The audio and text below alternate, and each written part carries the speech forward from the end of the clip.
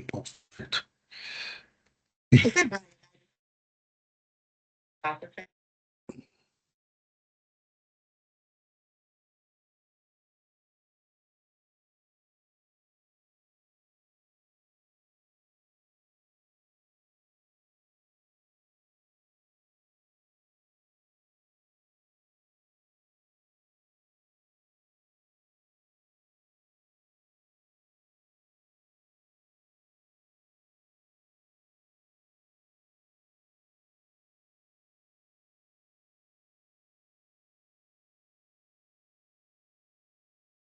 All right, Richard, are you the only one there today? So far, I'm the only one getting extra credit. Bam! Yeah, you are. Looks like you'll get the 100 for the assignment today. All right. How's it going with you today? It's going well, thank you. How about you? Good week? Yeah, not too bad. Trying to get caught up on my Greek. And is this the only class you're taking, or how many classes you taking? No, I have two. I'm taking Greek 2 also. Okay. And I've gotten a little behind because I had some issues last quarter or last session, and I got a little behind. And gotcha. So now I'm working on getting caught up. I hear you. Mm-hmm. And Greek too. It's like it's all Greek to me, man. Yes, it is. Yes, it is. It is all Greek.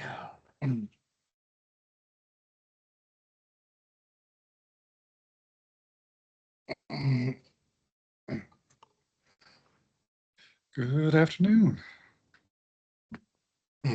Trey, thank you for coming in. Yeah, my internet decided to crash at 5:58, so I was like, okay. That's great. Yeah, I am finishing up dinner, so I'll probably keep my camera off while I'm eating just so I don't have myself shoving my face with food on camera. It doesn't matter. You can, I'd rather see your face than All right. All right.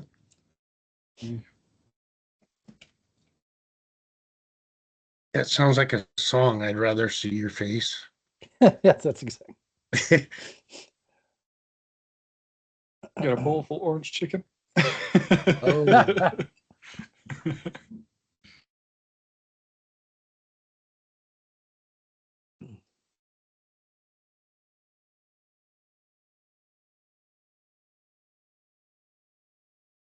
I would just give him one more minute. I don't think Ryan was coming. He said he was, Richard wasn't coming because he was sick today. So I thought I was here already. Is there another Richard?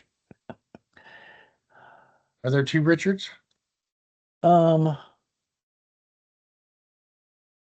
no, I'm sorry. No, Richard, you're the right Richard. Who else am I?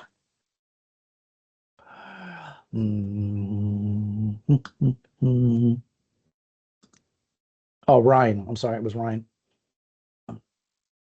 Ryan wasn't feeling well. Oh, there's Grant. How are you? Can you hear me? Yep, hear you fine. Thank you, Grant. Cool. Good. All right, it looks like we're all here.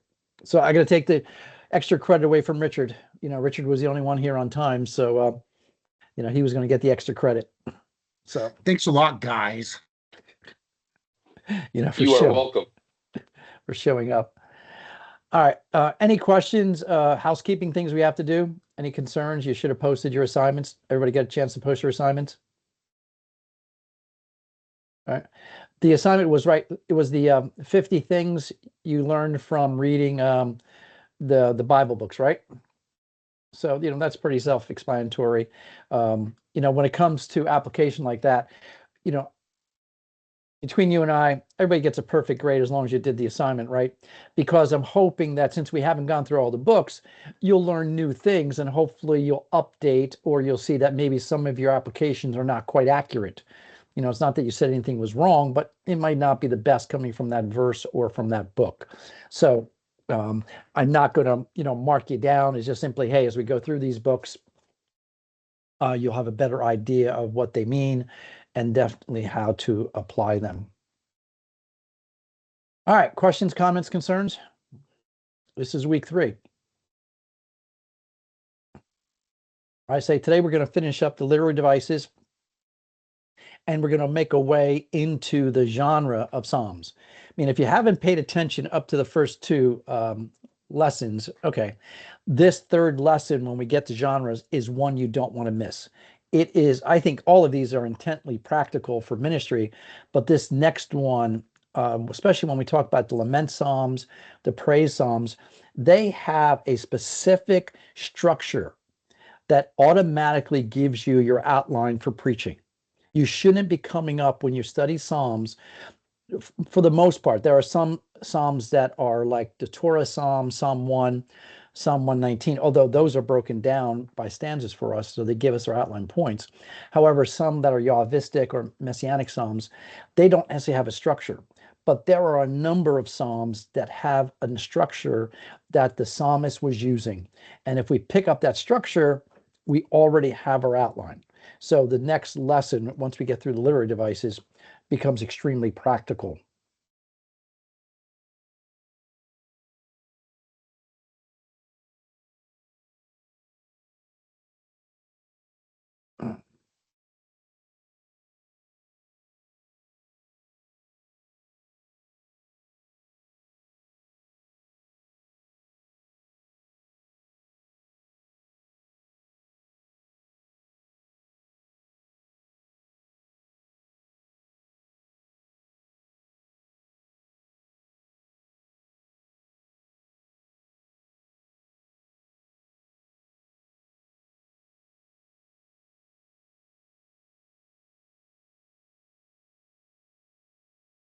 So I'm just waiting for the slides to populate.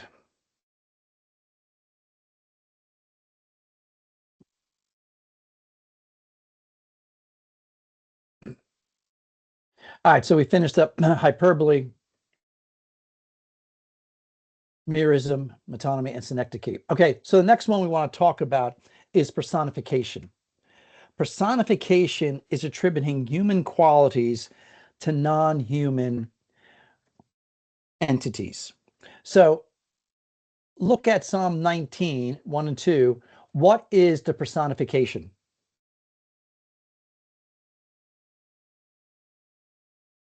What is personification in 19, 1 and 2?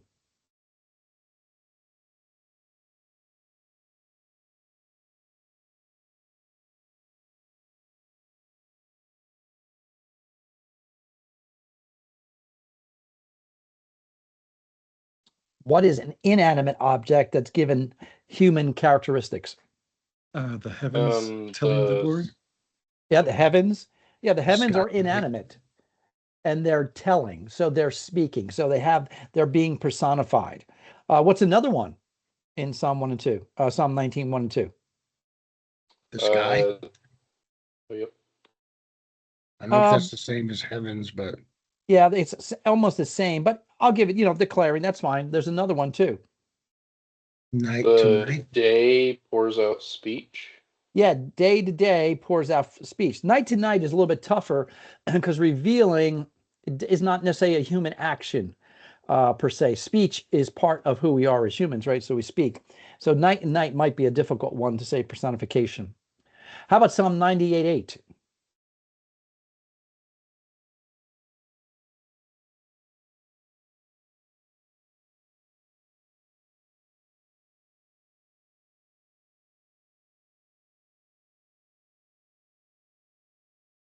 I didn't realize rivers had hands. Yeah, that's interesting, right? The rivers clap their hands. So here's a question for you. How do rivers clap their hands? Maybe the water splashing against rocks or something. Exactly. It's probably some kind of rapids where the water is, and depending how big the rapids is, depending how big the clapping is, right? So I had the opportunity, and even Dr. Gamacki had the opportunity to go down the Colorado River with Answers in Genesis. And I think we did like 122 rapids in 7 days or something. And I got news for you. Some of those rapids, they were clapping big hands, man. Big hands. We were getting drenched. Mountains sing together. So mountains are personified by singing. How do mountains sing? Maybe the wind blowing through them. Maybe not the wind blowing through the mountains, maybe, but I'm thinking maybe winds blowing through the trees on the mountains. Think about, Heidi, the wind going through the pine trees. That may be what the psalmist is alluding to here. But again, these are poetic devices that the author uses to appeal to our senses.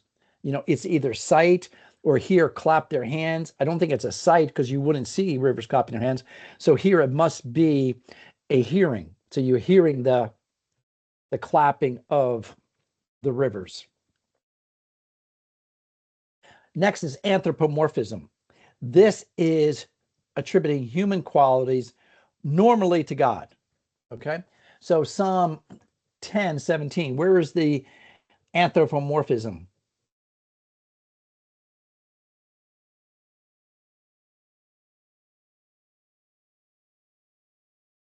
You will make your ear attentive. Right. So where's, you just read the verse to me. So to explain to me, what is the anthropomorphism? Well, an ear is a human physical quality. All right. Does God have ears? See, this is now God, probably not. But the idea of ears here is to say that what? He's listening. And again, we have to take God as spirit. So you have to explain to people, how do we picture God, who is spirit, that he listens to us? Well, if we anthropomorphize ear, now you incline your ear. See, God doesn't have to incline his ear to listen. He always hears everything, even the class that we're talking about now. However, to communicate that, he uses this anthropomorphism. How about 51:9?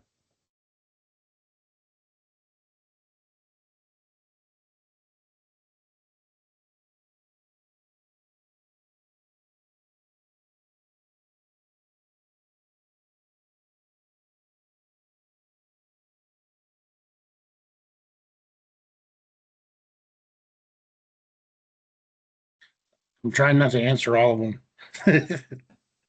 I got the answer there. I know it. Hiding, asking God to hide his face from his sin. Okay, so what's the anthropomorphism then? God has God having a face. right. And now we picture does God have a face?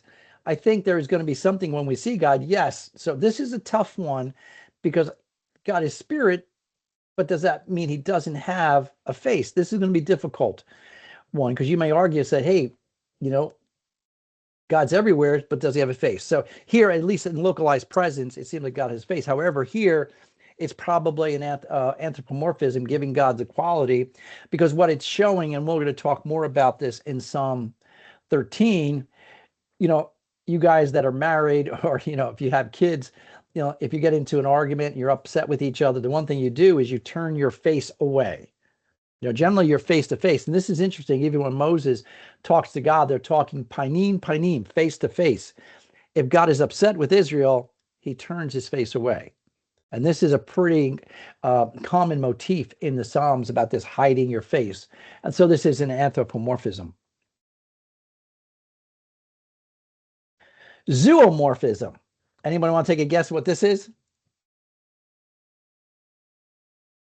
What's a zoomorphism? Giving the quality of animals. Yeah, exactly. Yeah, good job, Richard. Yeah, it's attributing characteristics of animals to non-animals. So where is the zoomorphism in Psalm 91, verse 4?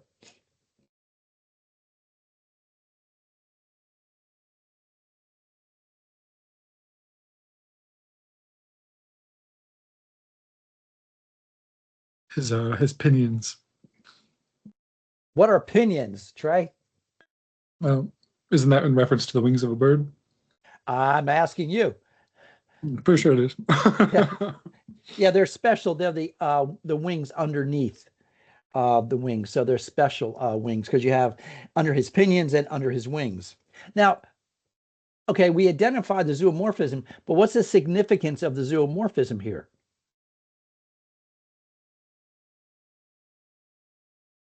What picture is the psalmist trying to portray? Moses is trying to portray. Or, I mean, yeah. What picture is the psalmist trying to portray?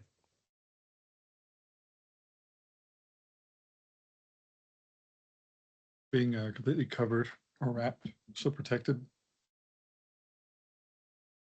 A little bit more, you're right, but start with a subject. So God protecting the individual. Like a what? Angel or similar, if we're just gonna, or we could say like a bird protecting its nest, but Yeah, exactly. See, that's what I wanted to get. You have to be able to show the image. So, and again, we're not really good at this anymore because we're moved away from the agricultural society, right? But this is like a bird that would cover her young under his wings. So a number of birds do this. We know chickens, right? And chickens and chicks, they cover their little ones. And you have to be able to paint that picture for anyone to understand Psalm 91 verse 4. But there's some people, some kids in the city, if you're preaching to kids, or some adults, they've not seen animals like maybe some of us have. Some kids I read in New York, even seeing a squirrel might be unique. A cardinal, birds just don't live in the city. You have to be really looking for them. So to be able to explain God will cover you with his pinions, and under his wings you may seek refuge, is an agricultural metaphor, zoomorphism that we really have lost in today's society. But we have to be able to explain it. The next is rhetorical question. The rhetorical question is interrogative, but not for the purpose of eliciting an answer, but for motivating a certain feeling or response. Zogbo says rhetorical question is an assertion or exhortation that's put in the form of a question, but one which is not intended to ask for information. Rhetorical questions are usually employed for emphasis and often express mood, emotion, attitude of the person asking them. So where's the rhetorical question and what's its purpose in Psalm 8, verse 4?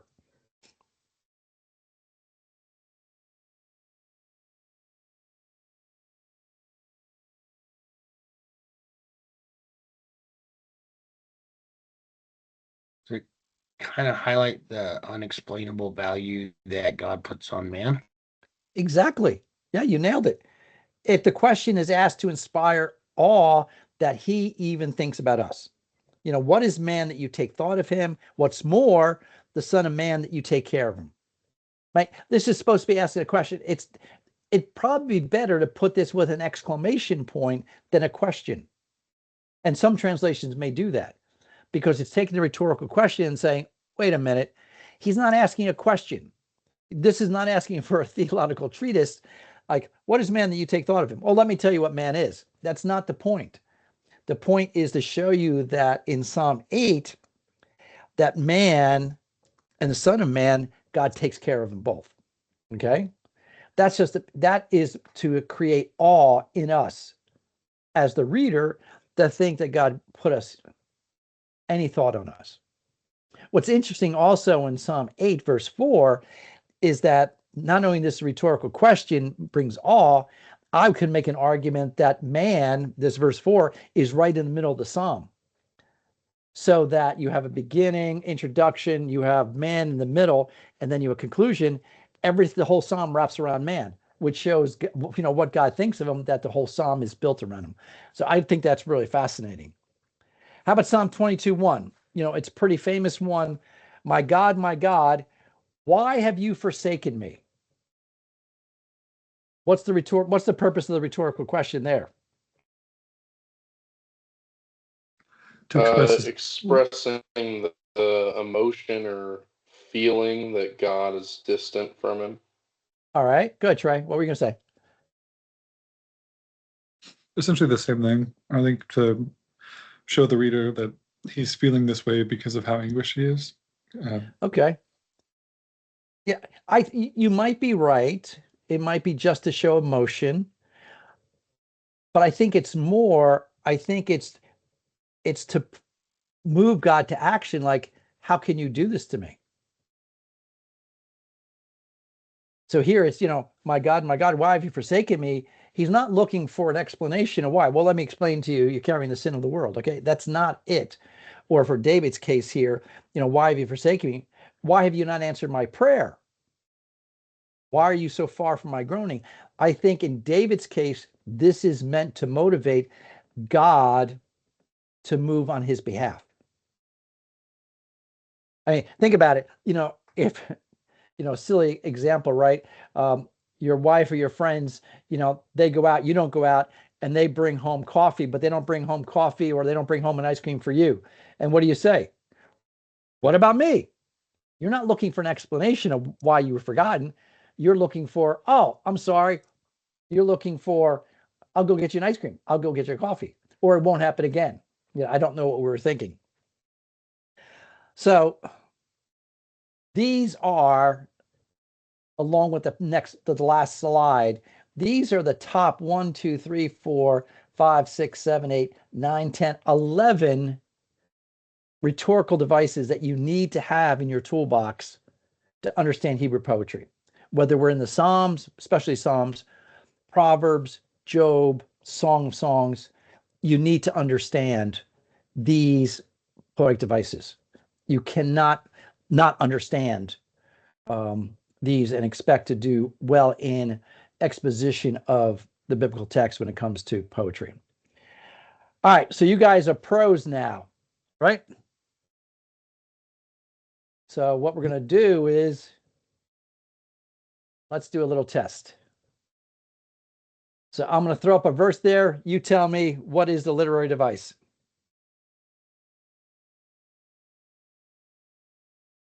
And there could be more than one. That's the zoomorphism. So it's like an animal as sheep. Is it a simile? Yeah, simile is better, Grant, because it has the as. Ah, okay. Okay. Oh, got it. Yep. Yeah, simile for one. What else?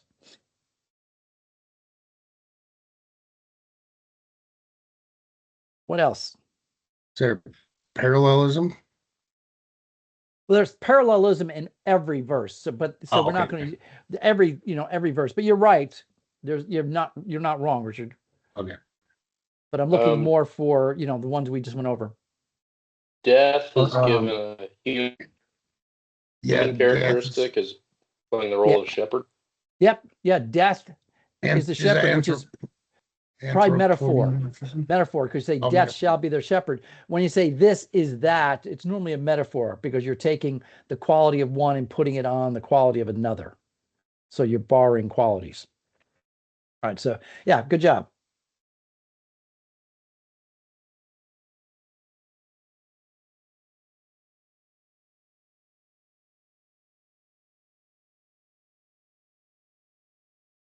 Oh, this is that one I can't remember the word for it.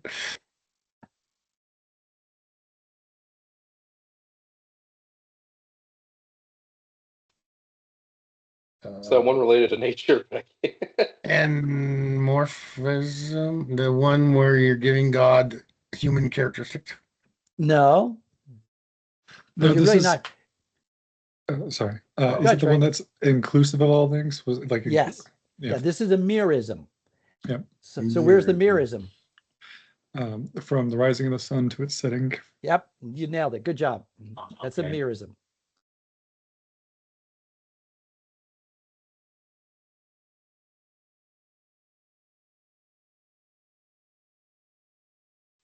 That's a threadism.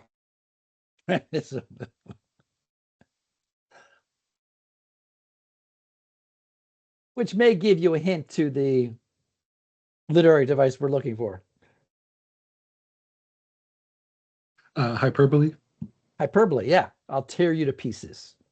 Probably the hyperbole right there.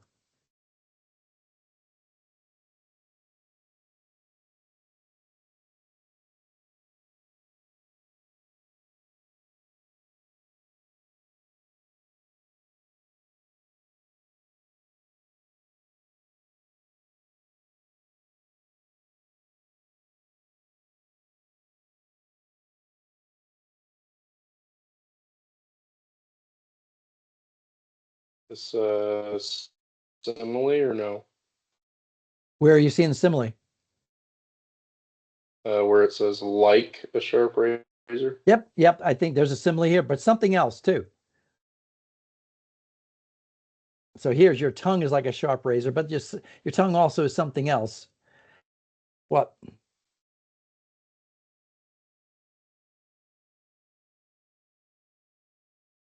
Is it calling the tongue worker of deceit, or is it Well, it says calling a person worker of deceit? It says your tongue devises destruction. Oh, yeah. So is your Is that- tongue. That's connected key. Yeah, it could be the part for the whole here. So it could be a synecdoche or metonymy, either one. Good job.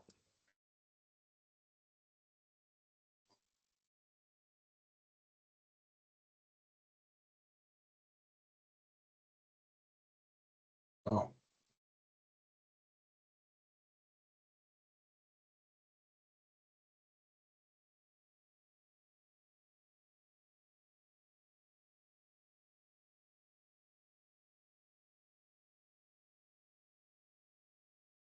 Excuse me.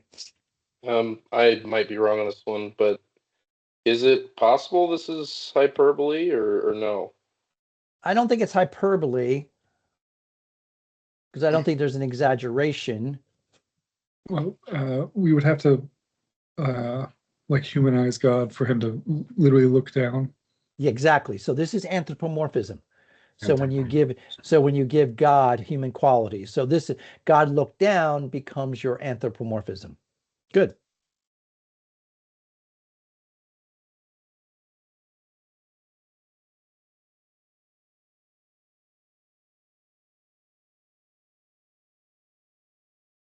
that's the one with the tongue again.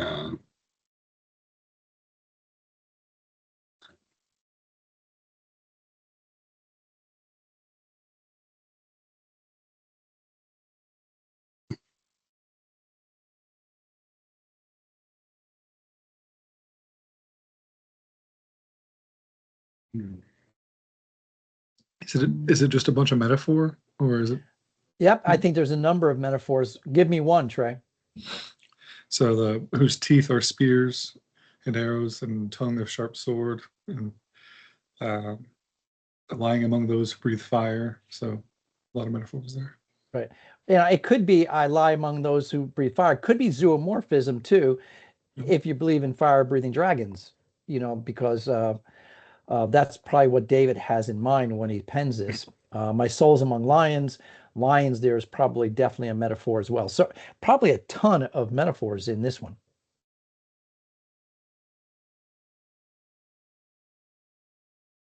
All right, how about Psalm 69?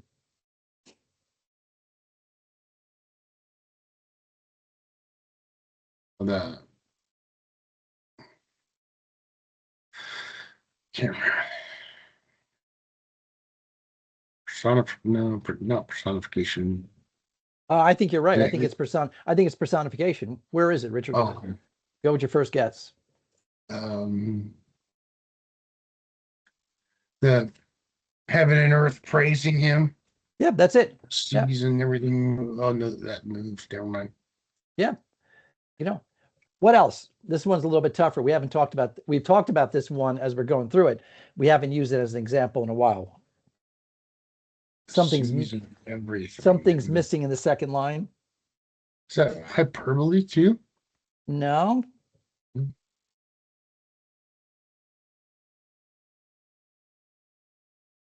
I forgot the word for that. Can you show do you know what's missing, Trey? Oh, that looks. Is it the praise? Yeah, the verb is missing in the second line. Yeah. There's no verb. So it could be that the verb is ellipsed. Or it could so there's ellipsis. So let the heavens or praise him, the sea and everything that moves in it. Now this creates a real neat parallelism that you have your subject, verb, and another subject in the next line with no concluding verb.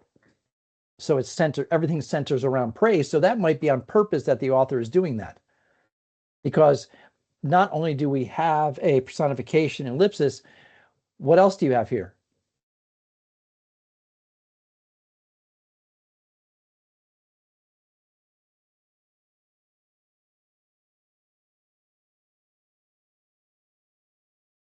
The all-inclusive thing. Yep, the mirism. Yep, mirism. You know, heaven and earth. Heaven, earth, and the sea. You don't have anything else. You have nothing else excluded from that. All right, 17:8. That's Yeah. zoomorphism. Zoomorphism. Good. How about Psalm 36?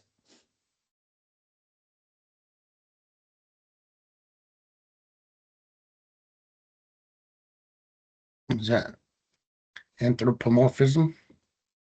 Yeah, you could possibly say that, Richard. Okay, so I was thinking something else. But yeah, anthropomorphism would be a good one for that.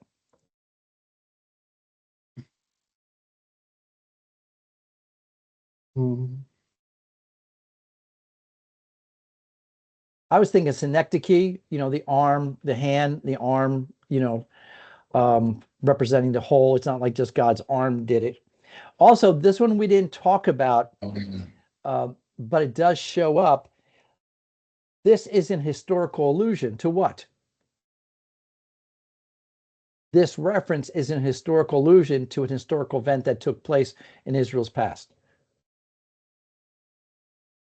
Is Anybody know what that God rescuing them with a strong arm out of Egypt? Yes, this is an allusion to the Exodus event. So that's something we haven't talked about. It doesn't show up a ton of times, but there are times that this historical allusion shows up. And I think he's meant to invoke imageries of Exodus. So the same God that did the moved Exodus, Israel out of Exodus and out of Egypt, is the same God in Psalm 136. All right, Psalm 2.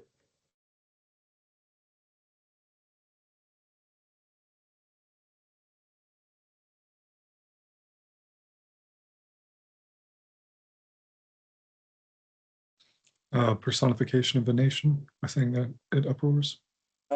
Maybe. I didn't see that before. Possibly. There's a more one that's more obvious, I believe. Rhetorical question. Rhetorical question. Why? You see the question mark. See, this is not asking for a theological explanation. Why are the nations in uproar? You know, why they devise a vain thing? You know, a hevel thing. That's because it's futile to go against the Lord. So that's what he's trying to show.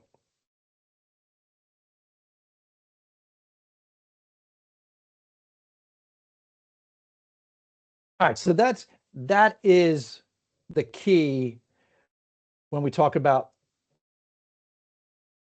rhetorical devices. Rhetorical devices. So let's go on to the next.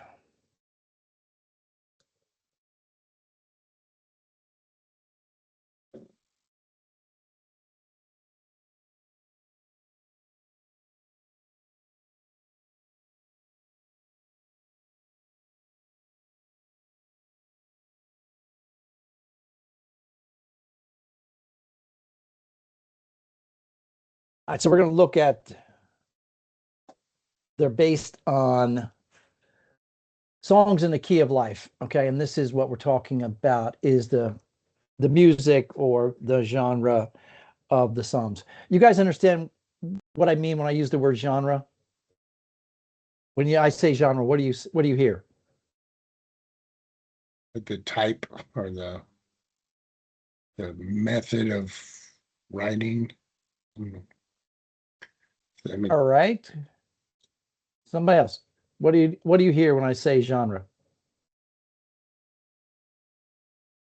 I hear something he said as far as like a different kind of writing. So in this case, obviously meant to be put to music. That's a different genre than mere poems.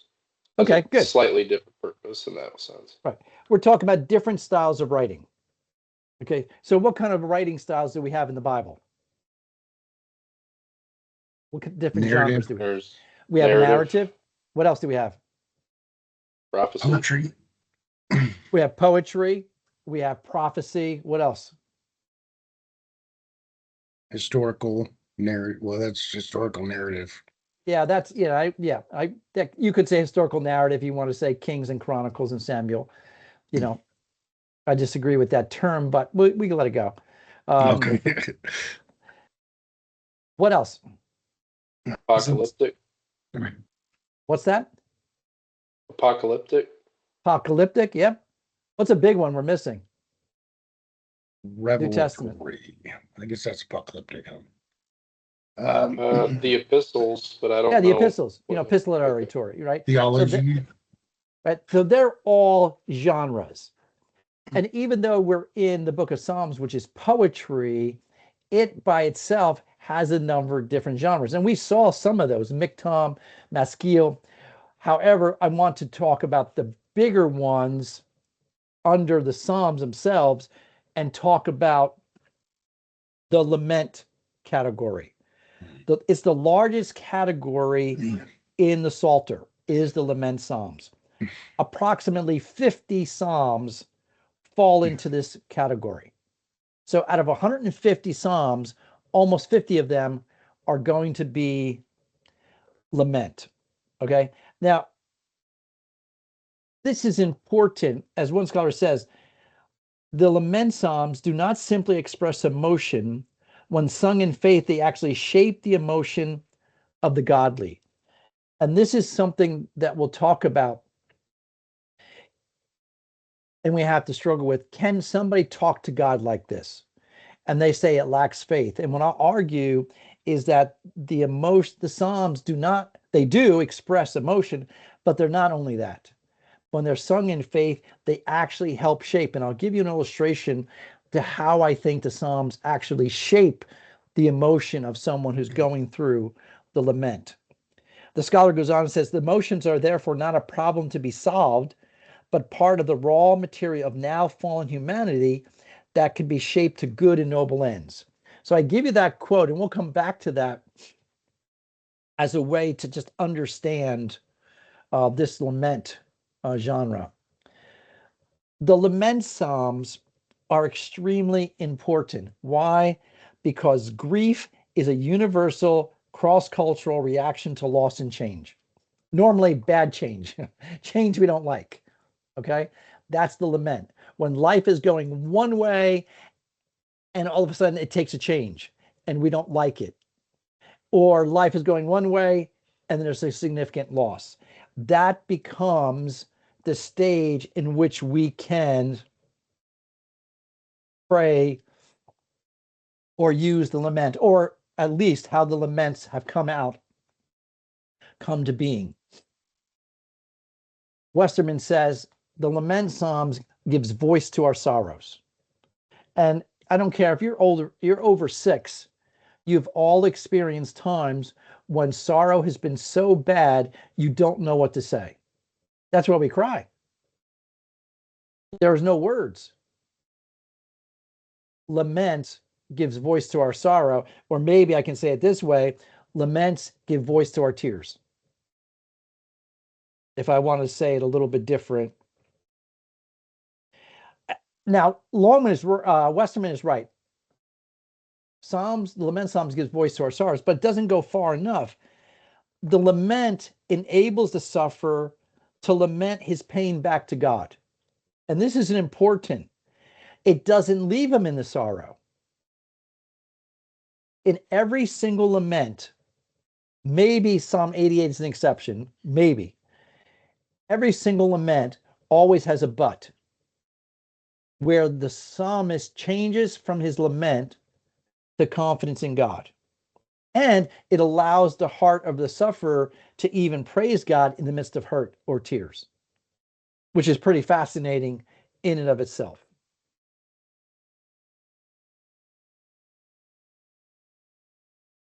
The theological significance of the personal lament lies first of all in the fact that it gives voice to the suffering.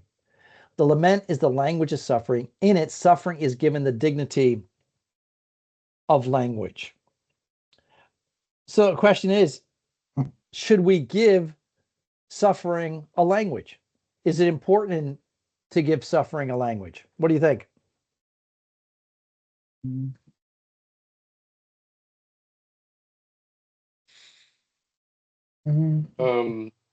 Yeah, I think it's important because I think it helps us have a faith that is real. A faith that can't withstand suffering is not real. I think that's obviously what the book of Job kind of stands to prove, and his faith is obviously proven real. And it's also, though, it's a very real experience. And if you don't give any voice to that or speak into that, then I think your faith will shake if it's not given some sort of voice to the experience. Okay, good. Thanks, Greg. Somebody else. Should we give suffering a voice? Or why not just tell people to suck it up? I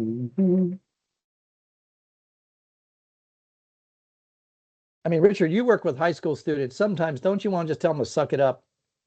Yeah, actually, a lot.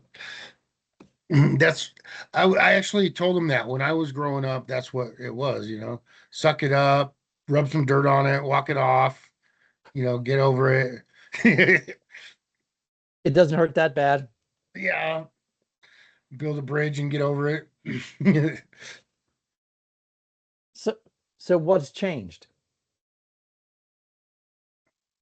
Why are we freer now to give language of suffering? I think people recognize the impact of our feelings more than they used to, or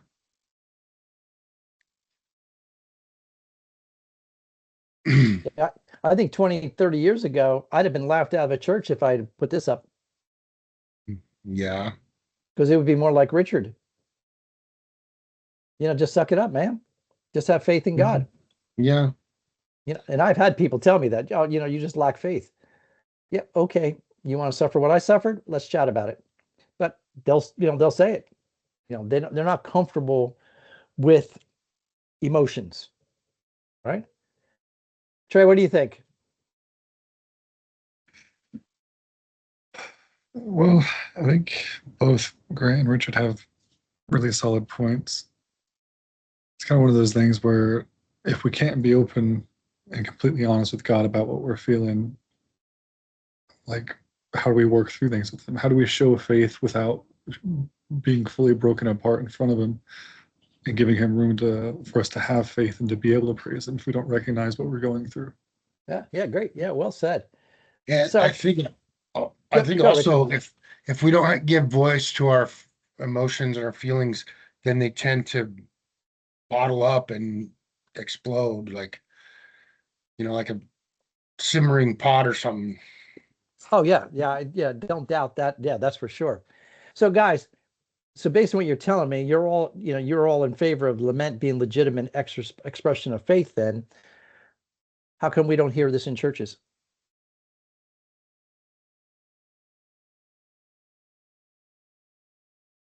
Not a lot of people want to admit that they're suffering.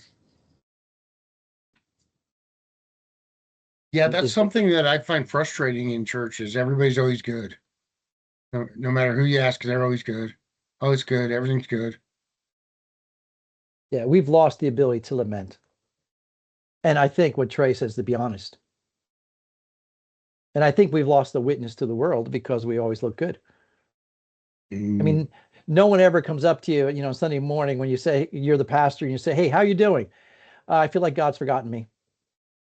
Oh, take these two verses and call me in the morning. We don't lament with people. We've lost the art of lamenting, and I'll talk more about that. And there's some cultural reasons why, that's true.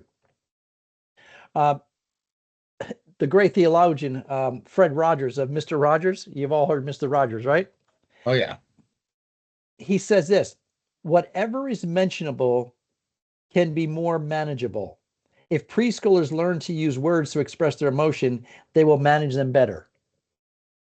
Now, I think Rogers captures, maybe he wasn't looking at the Psalms, he was just looking at preschoolers, but he does capture a truth that's true of 2-year-olds. I mean, 2-year-olds, they say the terrible twos. Why do they say it's terrible twos? Because they just haven't used their words yet. And, this comes back to me. My daughter has, 3 kids. They're 4 and 2, and the 2 are twins. And she's always talking to them about use your words. Because why? If you use your words, you won't be screaming at the top of your lungs. Plus, I'll understand what you're saying and I can help you. Okay. So use your words. That's not necessarily the language I was using when I was raising my kids. May not have been the language you heard when your parents were raising you. Right. But now there is this movement. Hey, use your words. And lament gives us the words. Okay. But we're just not comfortable with it. One scholar says, in Shakespeare's Macbeth, the bereaved Macduff is told, give sorrow words, the grief that does not speak. Whisper the overfraught heart and bid it break. I mean, even Shakespeare says, give sorrow words. One scientist says, she's written the need to find language that leads out of the uncomprehended suffering that makes us mute. A language of lament, of crying, of pain. And Richard, exactly what you just said, she warns that silence can lead to the utter despair of suicide. I wonder if some of the issues we have in the church when it comes to suicide is because we haven't had the language of lament to say how we truly feel. It's interesting. God knows exactly how we're feeling, but somehow we can't say it to God out loud, and we certainly can't say it in church.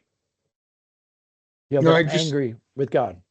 I just kind of had an epiphany about that. Like I often thought about how people could be like physically abusive and like beat their wife and kids. And I thought, as you were talking about that, I thought about that. It's because they don't know how to express those emotions verbally, or they don't know how to get those out in a healthy way.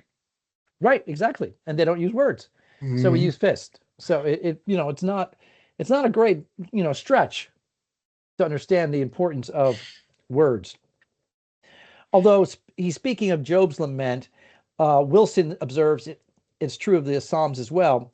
The laments are a legitimate part of a robust adult faith, which knows that God will not be shattered or provoked by strong words of protest. See, the lament are words of protest. It's saying that this is not the way life should be, even the way life God promised in Deuteronomy 20-32. To ask, where is God in the midst of one's suffering, is based on the faith that God could do something about the circumstance if he chose. So I would say to complain to God is an act of faith, since the circumstance seems to indicate that God has abandoned the sufferer to his or her own devices and fate. So to complain to God, even about God, is really the language of laments, where God is the problem. Now, that's not a theology we grab on much today, right? That would almost be, heretical in some churches. But you guys are going to have to be on the forefront of this to lead this, because some are going to be struggling with lament. But I'm telling you, if you can get a handle on this, on these laments, when you preach and you preach the lament well, and you give people the freedom to express their emotion, they will love you. And I have never preached one of these lament psalms and not had people stand in line to talk to me and say thank you. Why? Because churches just don't give people the freedom to be honest. And it's like what Richard says, everybody's okay. And I got news for you. If you have a church where everyone's okay, the person who's not okay will not stay in that church. Because they know themselves. They know they're not okay. And I can't be like you because I'm not okay. But the lament, 1/3 of them express that life is not right.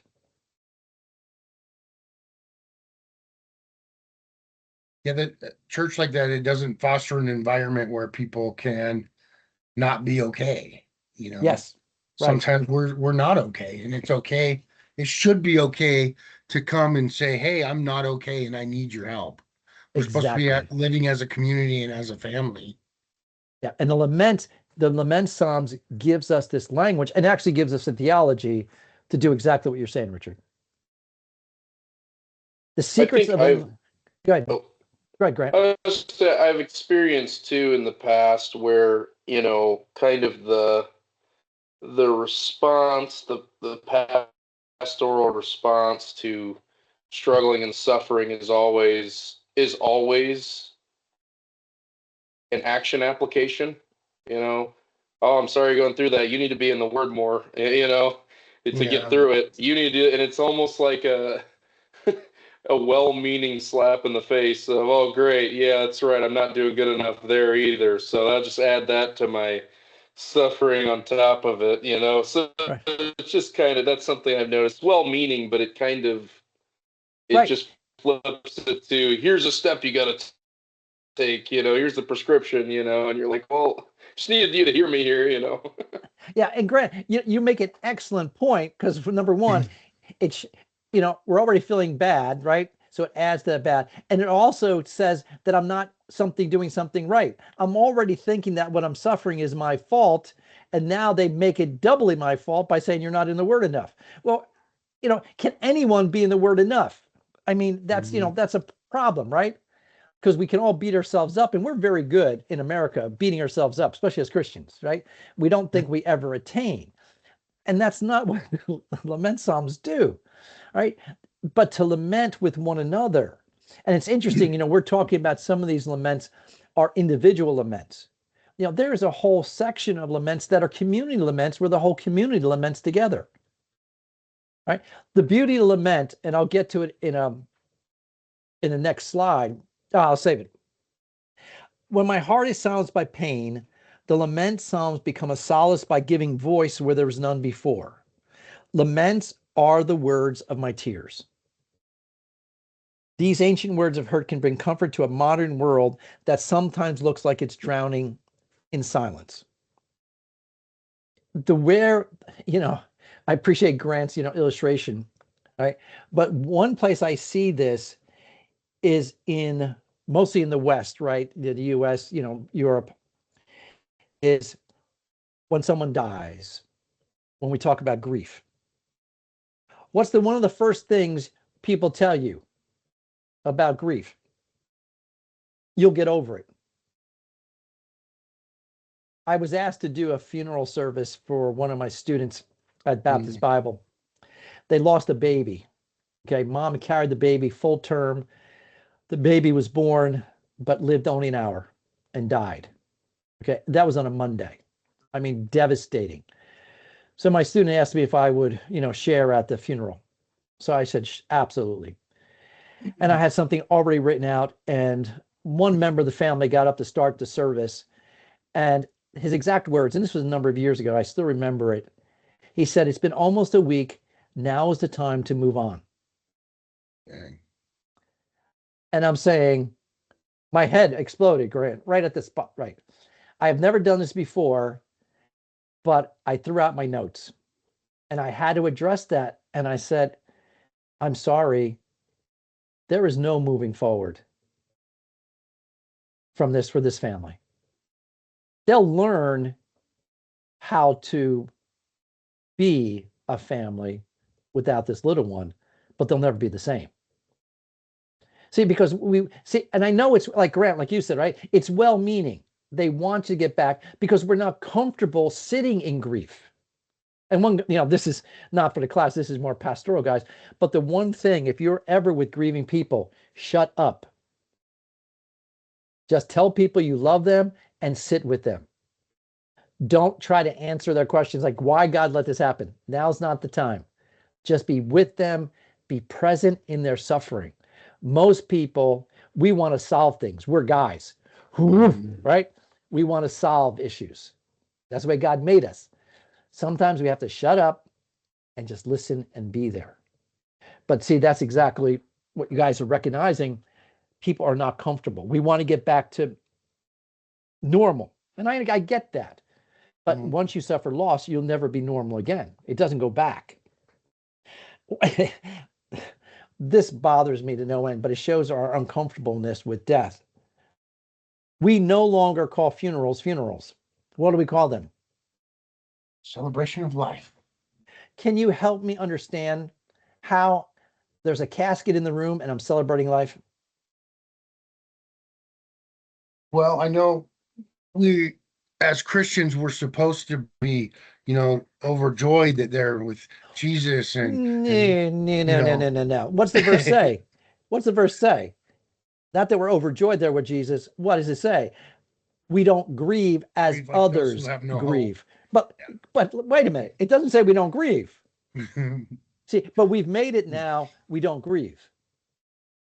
See, someone dies on Monday, someone dies on Tuesday, and by Saturday, we're celebrating life. We haven't had the opportunity even to process the loss. See, and this shows our uncomfortableness with. Allen observes, in general, church service can be uncomfortable and unsatisfying for the one who grieves, for these services may reflect an aversion to sorrow that takes no account of the somber realities of life. And I would suggest we are uncomfortable with grief. And if we're uncomfortable with grief, we're going to be uncomfortable with lament psalms. Kelly Kabik writes, our background, however, often inclines us to be uncomfortable with lament and mourning. This discomfort comes from various contributions of Western civilization, not from the scriptures. Even when we face death, the last enemy, we in the West can reject expressions of grief at memorial as excessive or sacrilegious. Some even go so far as to call funeral celebrations and encourage people not to wear black. What? See, if we do that, we deny the reality of the curse. In Genesis 3, you'll die. And we should lament that last enemy. But see, we're uncomfortable with it. I found this, it's somewhat inside, but dealing with grief. It was this observation written by a woman who was grieving the loss of her husband. They were married for 47 years. Dr. Elizabeth Kubler-Ross, an expert on grief and dying, writes, the reality is that you will grieve forever. You will not get over the loss of a loved one. You'll learn to live with the loss. You'll heal. You will rebuild yourself around the loss you have suffered. You will be whole again, but never the same way. Nor should you be the same, nor would you want to. And this is important to laments. The lament psalms, the person is never at the same level as they were before. Okay, there's always a movement towards God by having suffering. The question we want to ask, why pray the lament psalms at all? And Westerman captures it really well. The one who laments and I use it this way, the one who laments his lament to God does not remain in his lament. I think this is so good, Westerman captures it, and I just use the L's because I want alliteration. The one who laments his lament to God does not remain in his lament. Every psalm, except maybe possibly 88, there's a movement from complaint to praise. And this is a distinct characteristic of all the laments. So it's part of the genre. Proven offers this really good quote. The answer advocated in the lament psalm is neither to give up on the goodness of God, nor to pretend that things are better than they are. In the lament psalms, we see honest confrontation of the fact that there's a gap between theology on the one hand and experience on the other. The gap is brought to God in prayer, and trust is renewed in God's presence through the process of prayer or the process of lament. All right, so I'm just setting the stage for, hey, how important these laments are. Questions, comments, criticisms? You all with me? Anybody disagree? You can feel free to disagree. Just tell me to suck it up and get over it. Yeah, Still praying I about call that. it I call it the Romans 8:28 grenade. Actually, is kind of what I call it sometimes. It's worked for your good anyways, so it's kind of good to go. Yeah, no, I think our culture is so stoic, you know, it's like, I don't know, it is interesting. Like, I feel like our culture, we are very uncomfortable expressing emotions overtly. It's just, it's really interesting. And I guess I don't know all the reasons for that, but we are very, like, you know, kind of closed off, you know, it's kind of normal for us. Yep. Yeah, I think you hit the nail on the head. You know, why? I think everybody's different, but I think culture, I mean, think of, you know, we've seen pictures, right, of the Middle East, how they grieve. If someone dies, you know, in a bomb blast, how they grieve. You don't see that grief here. In the ancient, in the Middle East, it's a full body experience. Here, you'll be told, suck it up, man. Come on, it's not that bad. I just lost my wife and my kids. What do you mean saying it's not that bad? We don't express it that way. Now, again, and that's cultural. That's not the way God made us. It should hurt. We should react to it. And it's just a shame that we don't. All right, so just some general rules, and we'll get into specifics in a little bit. All right, interpreting the laments, okay? Read the lament in its literary and historical context. You know, this is important, but be careful respecting the silence of God. Like Psalm 13, which is a typical lament psalm. You know, how long, oh Lord, how long? Only 6 verses. There's no superscription that gives us the historical context. Don't try to go into Samuel and find historical context for when God had forgotten David. It is not important. And I think God leaves out that historical context for a reason, so that it'll apply to every situation. Remember, this goes back to the previous lesson we talked about literary devices. Apply the conventions of ancient Semitic poetry. All right. So he's using ways to communicate feelings of loss. In Psalm 13, he uses 4 rhetorical questions right in a row. How long, O Lord, will you forget me? How long will you hide your face from me? How long will I take sorrow in my heart? How long? He says it, how long, how long, how long? By doing that, he's setting up this literary impression that you can feel what he felt without you going through the experience. I mean, it's a literary masterpiece the way he does it. But we have to be able to understand that. Also, this is the way we're going to understand the difference between a community lament and an individual lament. An individual lament will have a number of I's, me. Community laments will have a number of we's, us. And now that's important because I would encourage you guys, you cannot apply a community lament to an individual. It was meant for the community. I mean, Grant, you want to talk about not being able to be comfortable with individual lament, have the whole church as a community lament? Wow. The closest I have ever come to seeing this dynamic community lament was 9/11. My church was 16 miles away from the Twin Towers across the bay. So we could see them burning from our bay. We were right across the harbor. All right, so we had the F-15s going over the whole bit. You could smell everything. That Sunday when I preached was the closest we came to community lament, because everybody was feeling the same thing. Not sure we felt that, since. I've known some churches, if somebody dies, that's really loved, and the whole church feels it. But generally, community lament is really difficult.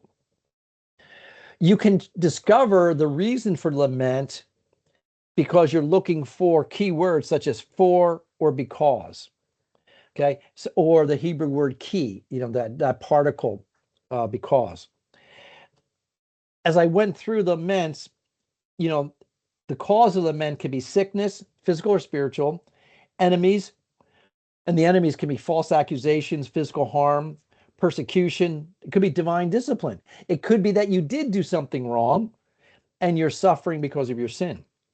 It could be cause of defeat in battle, which is tied back to sin, time, which is the issue, or even God himself.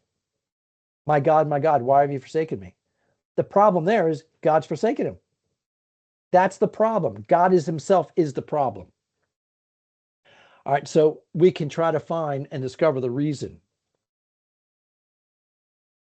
Explore a theological teaching of lament and ask yourself, lament, about God and our relationship with him. The images of God expressed in a metaphor or simile by the author will help answer this. Okay, what is God teaching us about himself?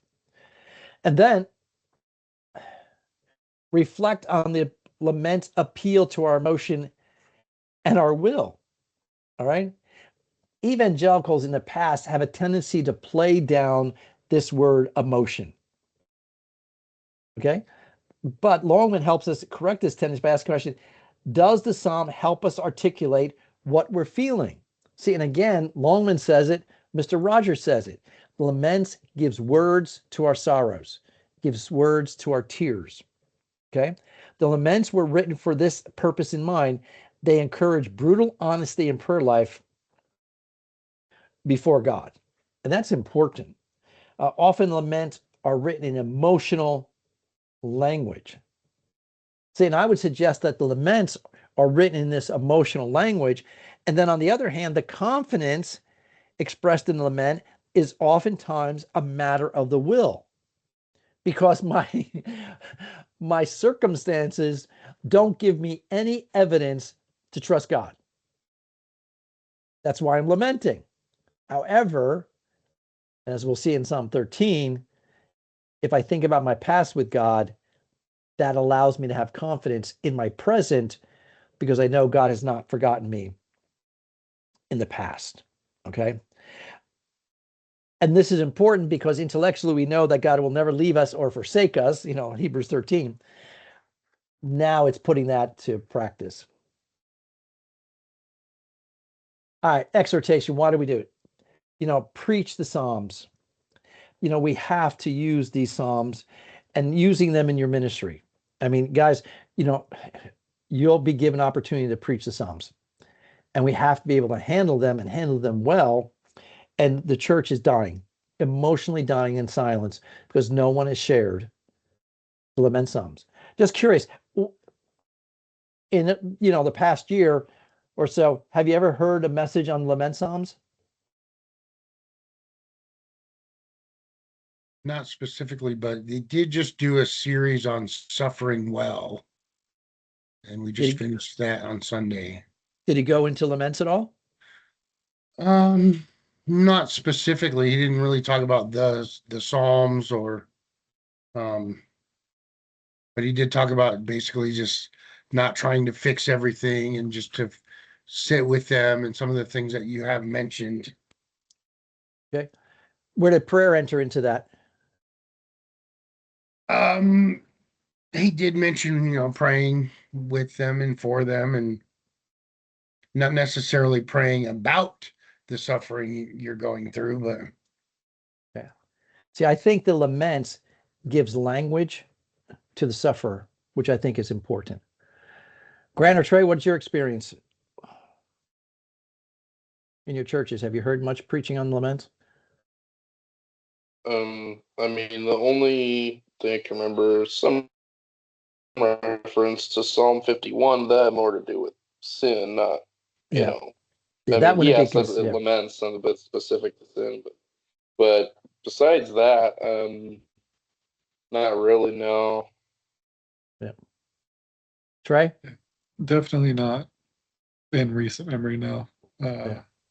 I know I can think of examples in my personal life where, I might have prayed in similar methods just out of sheer emotion, but definitely not out of practice or understanding of the laments at all. I think having the laments as a basis probably would have helped in some of those times that I was dealing with emotions I had no idea how to struggle with.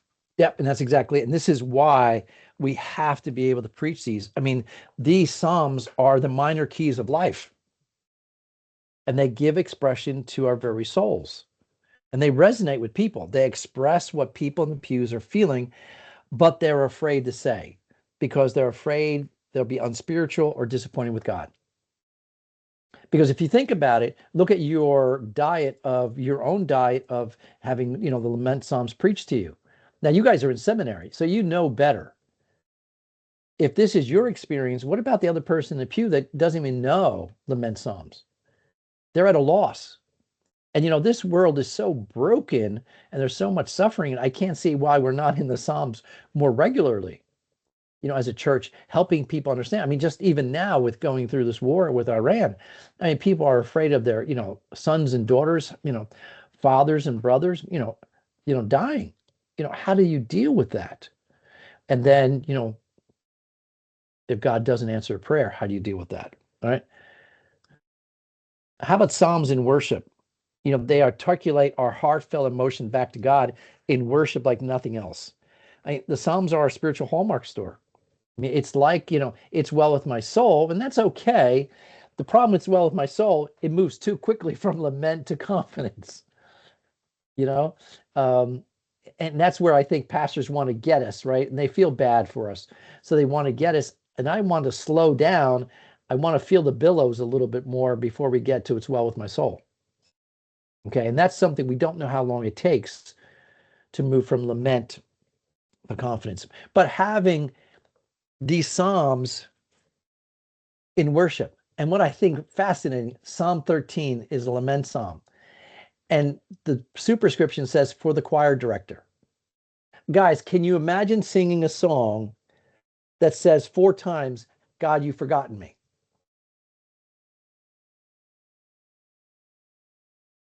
But this was the one that made it to the top of the charts for David in the Psalms, in both the first temple and the second temple.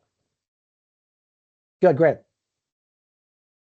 Just a quick question. Were all of the Psalms that were meant for music, were they all intended to be used as worship at the temple, or not necessarily? Not necessarily. It seems like songs of ascent were sung as the pilgrims were going up to Jerusalem to worship. Remember, everyone had to go up to Jerusalem 3 times a year. So it seems like those ones were used. However, once they were put into the book of Psalms that we know it could have been that all of them were used at some time in the second temple worship. But I do know with a fact, based on what David says, that he wrote them for the choir director, then they were meant to be sung. Now, like Psalm 1, Psalm 2, we're not sure. There's no superscription. But the ones that have a superscription, for the choir director, I would say confident they were meant to be for worship. Yeah, great question.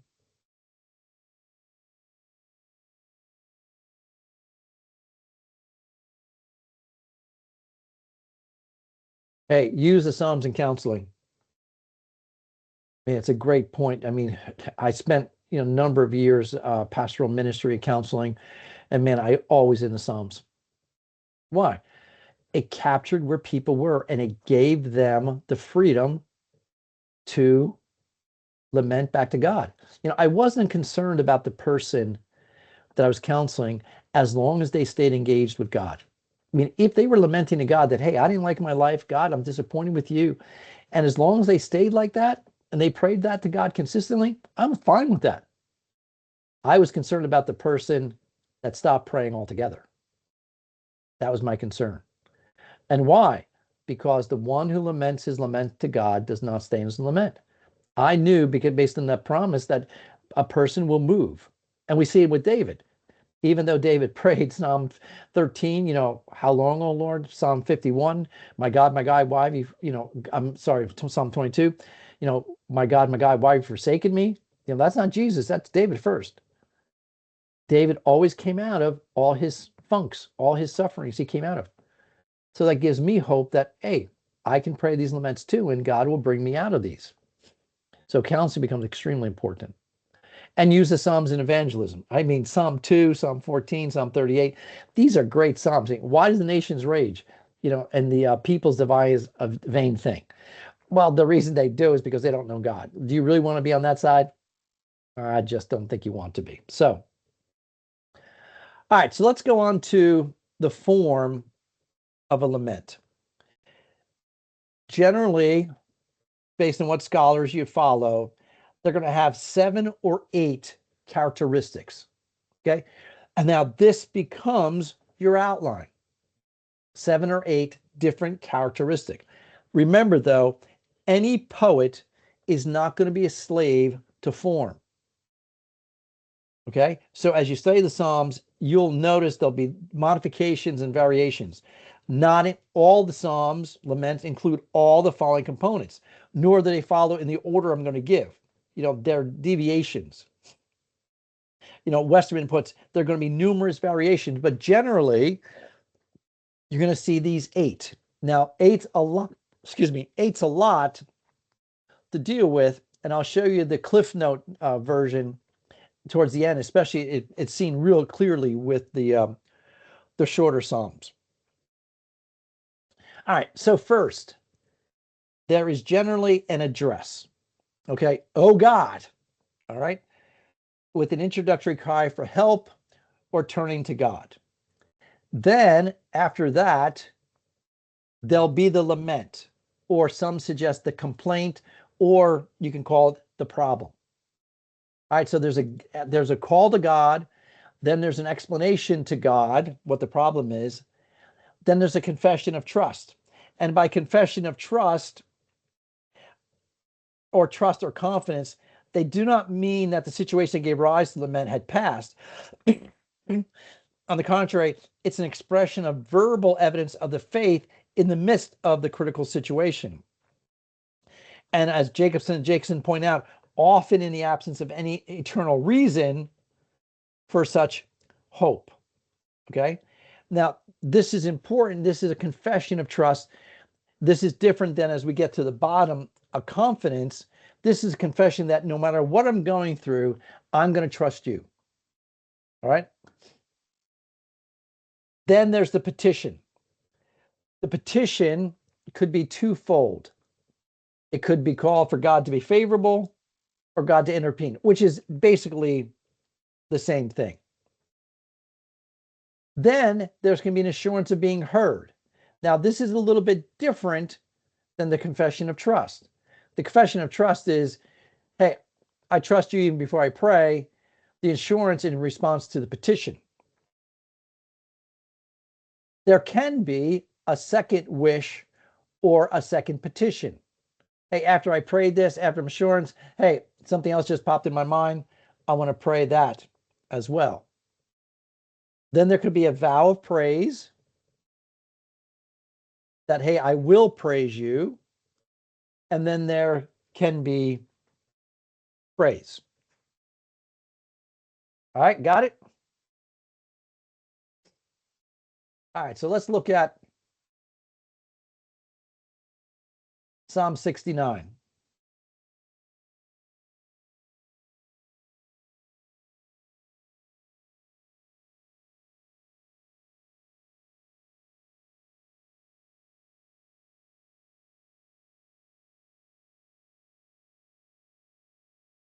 All right, 36 verses, so it's a little bit long. So let's just see if we can work through this together. All right, so for the choir director, according to Shoshanim, which possibly means lilies, it's a Psalm of David.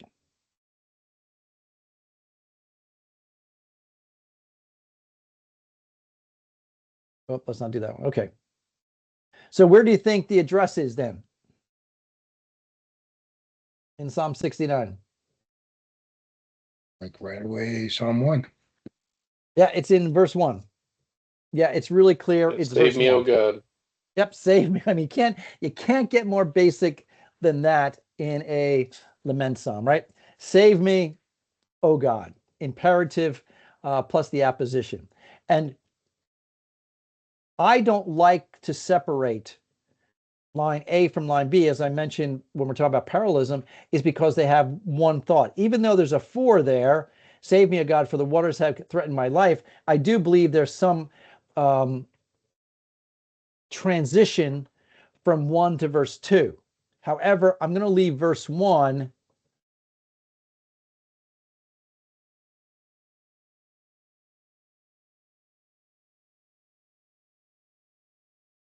right here. So we're going to leave 1 there.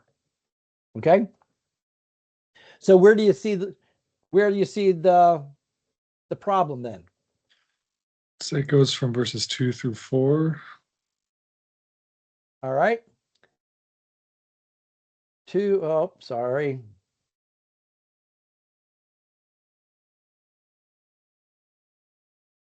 Two through 4.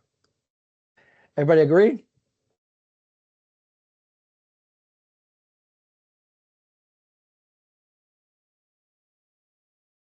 Yes, I agree. Okay.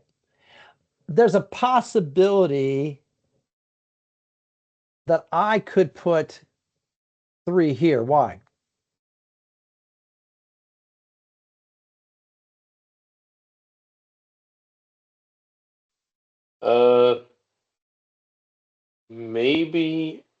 Maybe because you could be saying that him crying out and waiting for God assumes that God will in fact hear him and is hearing him because he's waiting for him. Yeah, I think he says, my eyes fail. Why wait for God? That does seem to be assurance to me. So, I'm not saying you're wrong.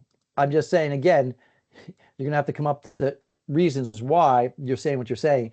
I'm going to put 3 here simply because that while I wait for God, that really fits with assurance because I'm waiting for God.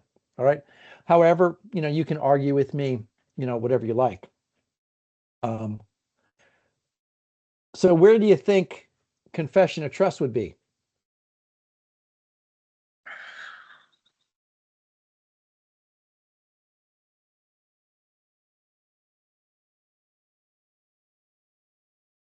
I think 5 kind of is.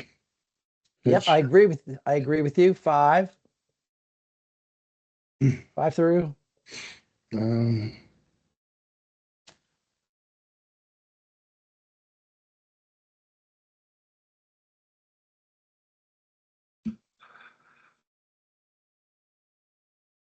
Five and 6, I guess.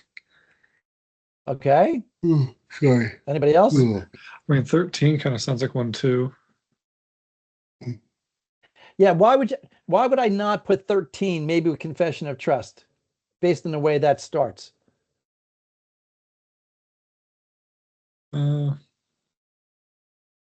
What's Could the also word be in there praise. what's the word in 13 that gives me pause or that's synonymous with petition? Prayer. Prayer.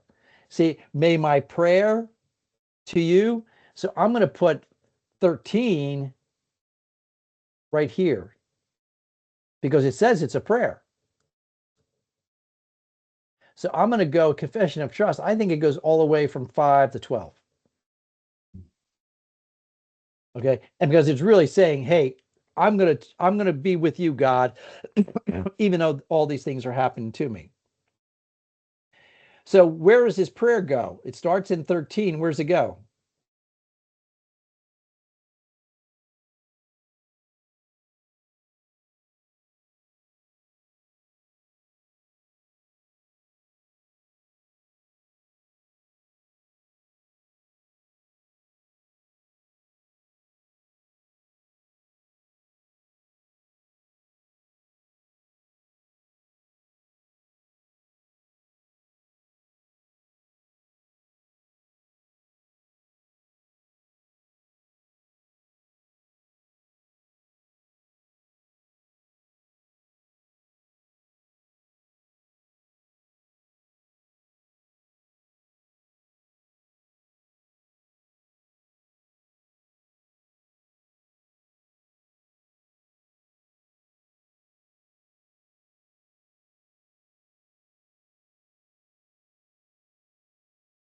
Maybe 29. Okay. I think that's a little bit far.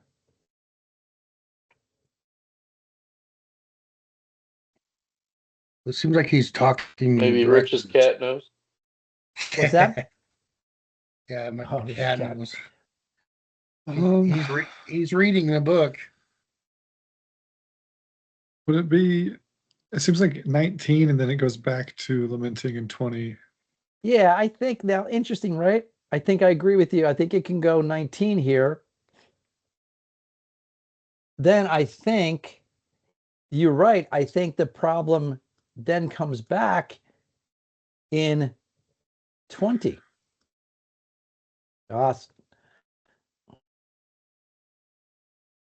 And then I think 22 comes here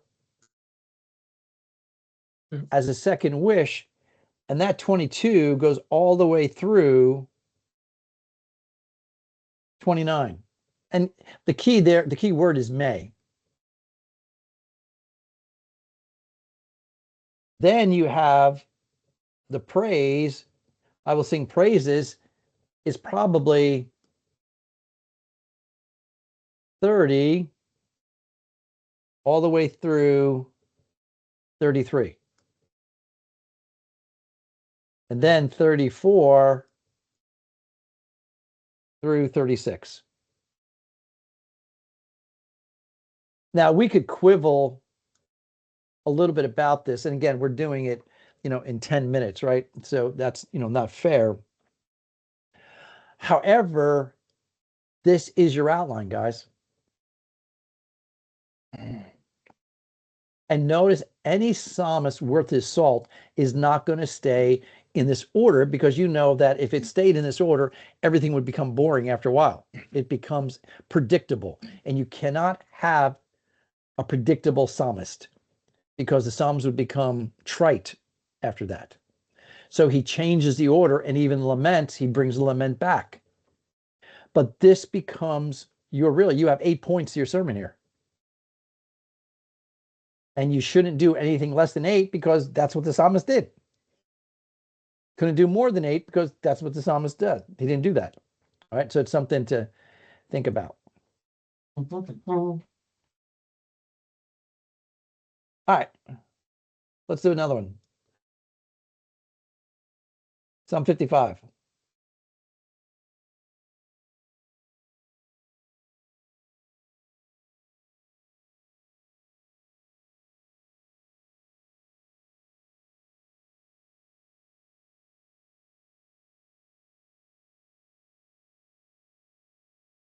So address again in line 1.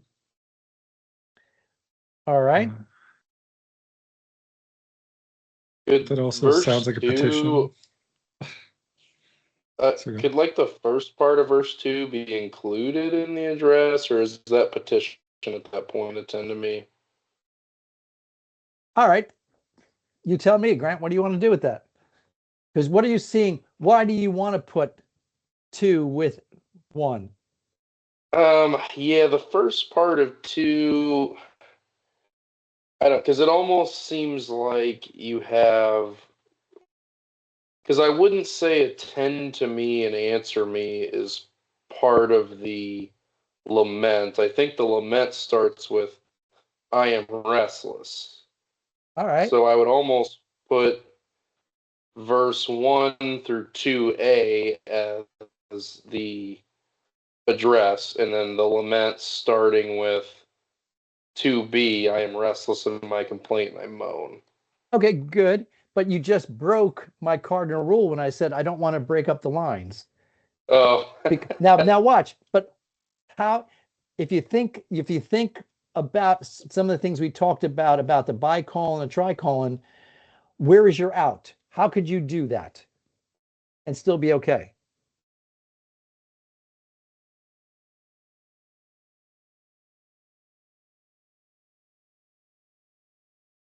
Anybody help him out? I think you're right, Grant. That's why I'm pressing it.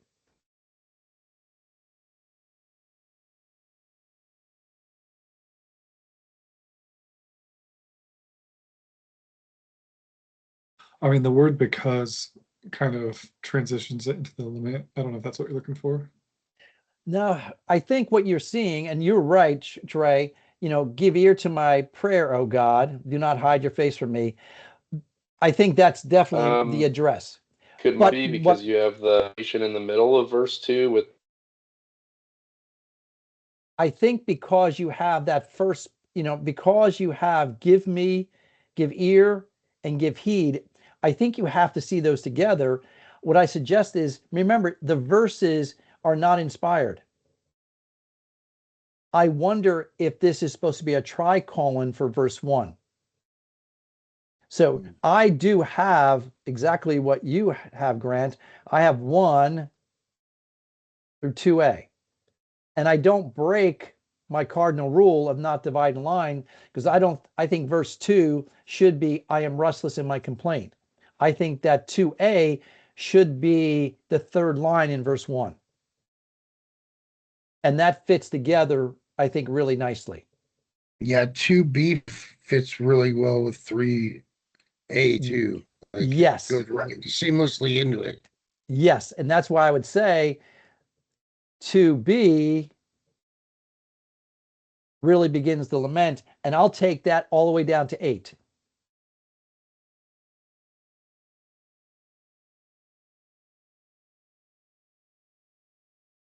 And then I have 9, because you have the imperative has to be the petition. Then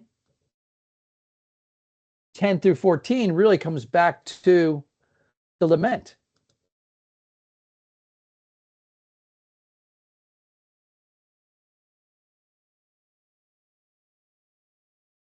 Confession of trust seems to be, again,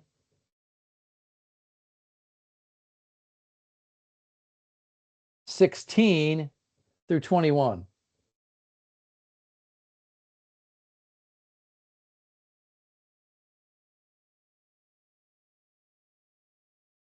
The double wish may be 23.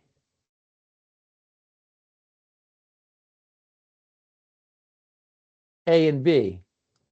So 23 A and B. And then a vow of praise, I think it's going to be just 23 C, and it's a monocolon, just one line. So that's why I'm going to break it. And the praise of God is really not there, because it's just a vow of praise.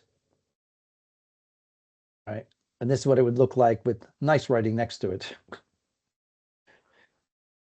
So this is how you have to struggle with the lament psalms to get your outline, right? And not every commentary is going to do this for you. Not many that I know of is going to break it down based on genre. And this is one thing I think some of the commentaries miss, because they break it down based on what's being said, and they're not following the characteristics that the author used to create his psalm.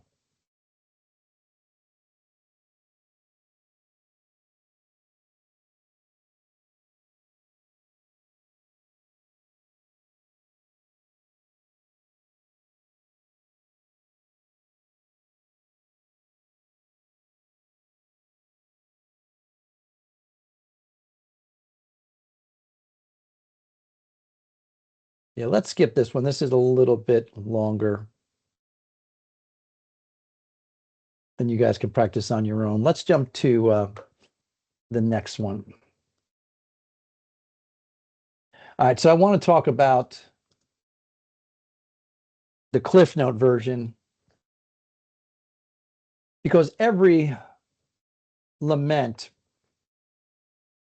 doesn't have the 8 forms. I would suggest every lament has these 3 forms. It's never, ever not this. Okay, it can change the order, but it's never not this. So you'll have a lament, petition, expression of confidence. Every lament, even if you look at the longer ones we had, you can break them down into these 3. For the smaller psalms, the smaller lament psalms, this is the 3 points. Now I want you to take 2 minutes. I want you to look at Psalm 13, and I want you to fill in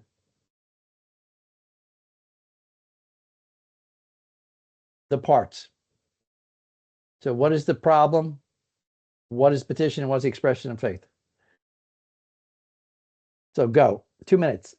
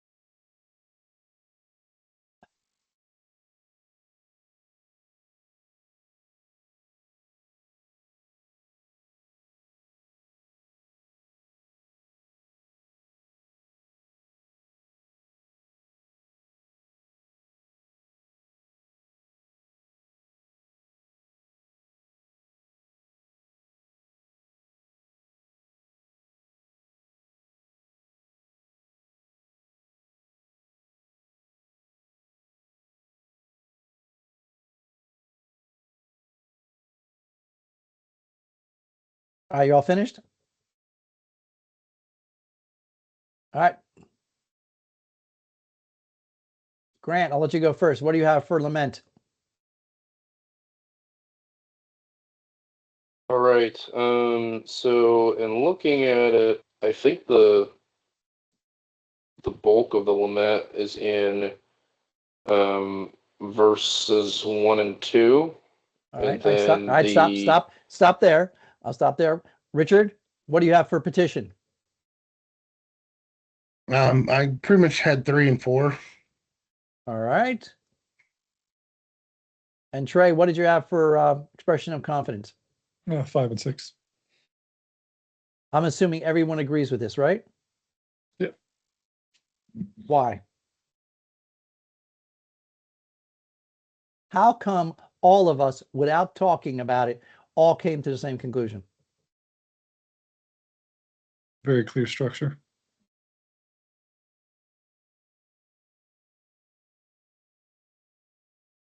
I think the ideas are really well. It kind of helps too that they were physically separated on the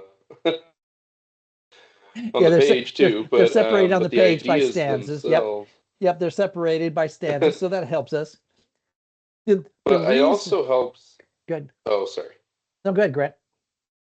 I was just gonna say, like, each one kind of begins. Each section begins with kind of some tells. So, like the first section, yeah, the how long, oh Lord, how long, how long, how long. So it's like sorrow. Then the next section is a very clear request. Consider, answer me. Here's the reasons for my request. And then the last section, I have trusted and I will sing. Right. So just kind of, I don't know, very clear markers. Yeah, and you picked them up.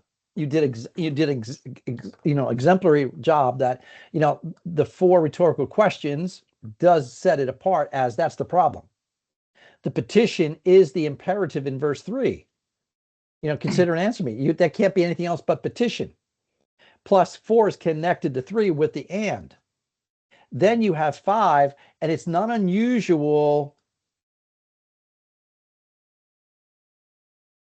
to see this but that moves after lament, after petition. You'll see a but. It's not unusual in the laments. That's how you know you turned the corner. Right? So again, the reason we agree, and Trey's right, it's a clear structure. The reason we agree is because this is the way the author wrote it. Anyone who preaches Psalm 13 has to have this outline, because this is the outline David had. This is a 3-point message.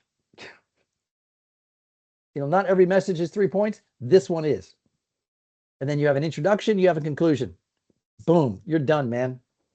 3 points. And I would say in this case, it's 3 points in a prayer, which would not be illegitimate. Right? So as you read Psalm 13, we know it's from David. We know it was supposed to be sung because it's for the choir director. What's the problem? What's causing the lament? Feels like God has abandoned him. While his enemies are. More than that, not just abandoned, Forgotten. but more than that. I mean, that's true. You're not saying anything wrong, but there's something else happening here that's critical. Yes, he's forgotten. Yes, he's abandoned. But what makes it so bad? Because it's all happening while his enemies are being exalted over him, and he's anxious and grieving over that. I think that's a result of what's happening. I don't think that's all of it. I think it might have started with the enemy, but now the lament isn't because of what? He's sorrow in his heart all day. Sure, that's true. But what's the real issue?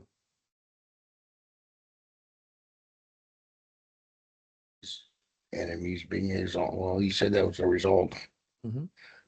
The length of time that God seems to be waiting to respond. How do you know that, Grant? Because of the rhetorical question, and he repeats that phrase a lot. I think what, 4 times? How long? How long? How long? How long? See, that's the issue. It's not that God's forgotten him. Not only God's forgotten, it's not just the enemy. You guys were right. It's the idea of time now. Mhm. The question is specifically utterance of one who is experiencing suffering that seems determined to continue.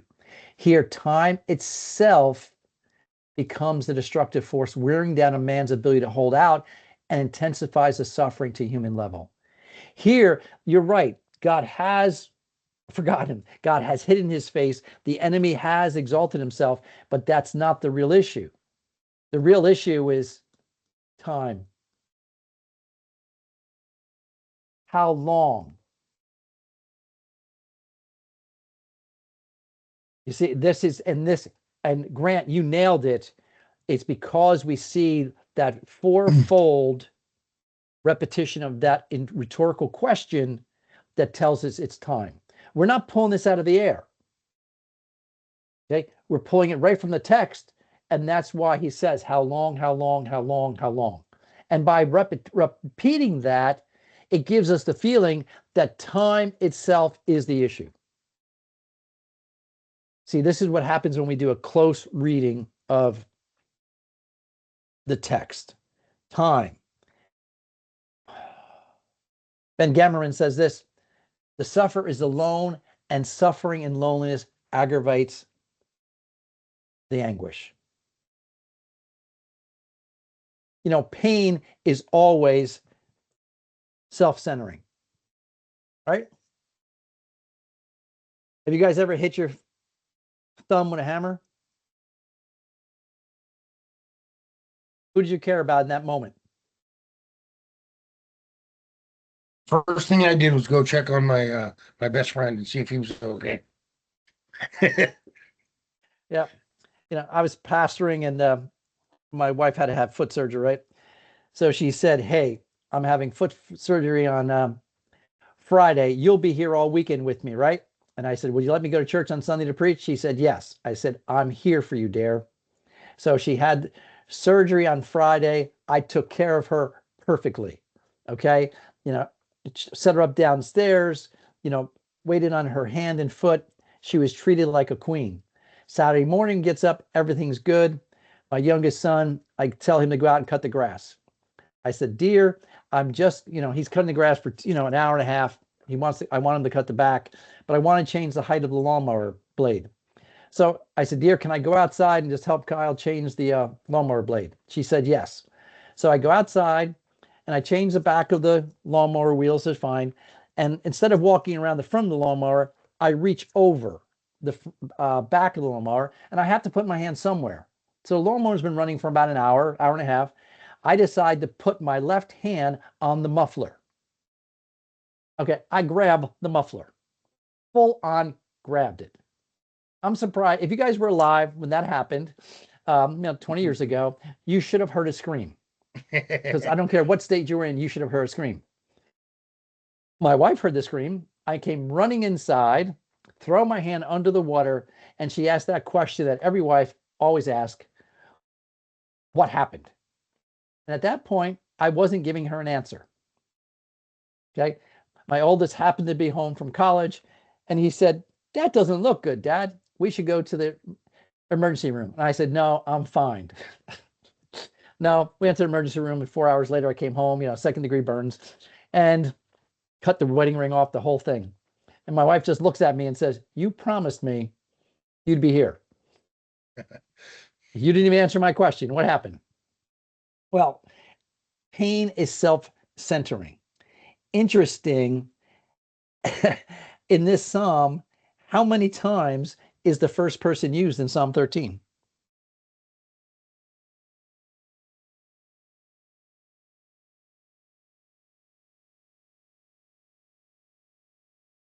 How many times is the first person used in Psalm 19? Psalm 13.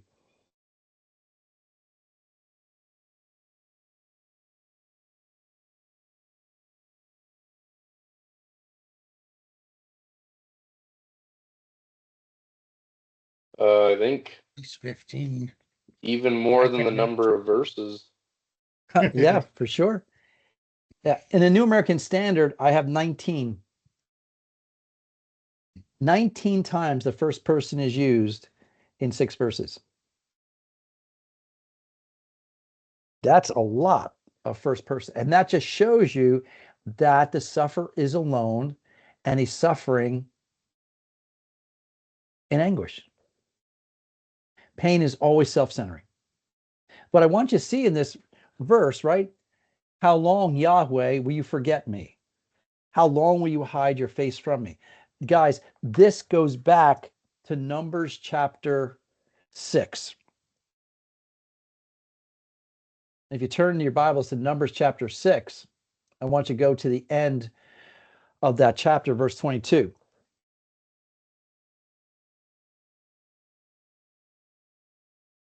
This is the theology where this psalm, this is the background of the theology of the Psalm 13. So Yahweh spoke to Moses, saying in verse 22 of number 6, speak to Aaron and his sons, saying, thus you shall bless the sons of Israel. All right, so this is how Aaron's sons were to bless. So this is the prayer. Yahweh bless you and keep you. Yahweh make his face shine upon you and be gracious to you. Yahweh lift up his face, not countenance, lift up his face on you and give you peace. All right, so this word face is used 2 times in verse 25 and verse 26, painim, okay? Face. This idea of face is that when God is looking at you, like I'm looking at you now, you and I are in good communication because we're looking at each other. When God turns his face away, that means you don't have his favor anymore. That's the idea. It's not that God has forgotten, because God can't forget, right? But it does mean that God has not turned his face on him. So that's what it's saying. Will you forget me? How is he forgetting you? Because your face is not turned towards me. And if your face is not turned towards me, then I'm left with taking counsel in my own heart and having sorrow because you're not helping me. You know, when I was growing up, it was me, my 2 brothers, and my dad, and my mom was woefully outnumbered. And, you know, she said, hey, she was upset with all of us McGinnisses, even the dog. And she said, I'm not talking to any of you ever again. My dad and my brothers thought they had died and gone to heaven. I'm saying, Mom, talk to me, please. Mom was 5'2", right? So I'm getting down to Mom because I'm probably about 15, getting down. You can't do this. You can't. My mom went like this. And then something I'll never forget, she turned away from me and folded her arms. And for the whole weekend, she didn't talk to any of us. And that's turning your face away because we had lost her favor. And that's an illustration of what David had felt. He had lost God's favor. Why? Well, because the enemy, I do believe it started with the enemy. However, now it's because it's going on for too long. And because it's going on too long, he says, consider and answer me. These 2 imperatives right next to each other, right? Consider and answer me, Yahweh, my God. That's a declaration of allegiance. Remember, in the Old Testament, there's always a competition. Who is God? Is it Baal is God? Is it Asheroth that's God? Or is it another foreign God? For Israel, their confession was supposed to be Yahweh is God. That's not a title. That's a declaration of allegiance. Yahweh is my God. So he's saying, hey, I have nowhere else to go. I don't have, sorrow in my heart. Don't have any counsel. Then what's he say? Consider and answer me.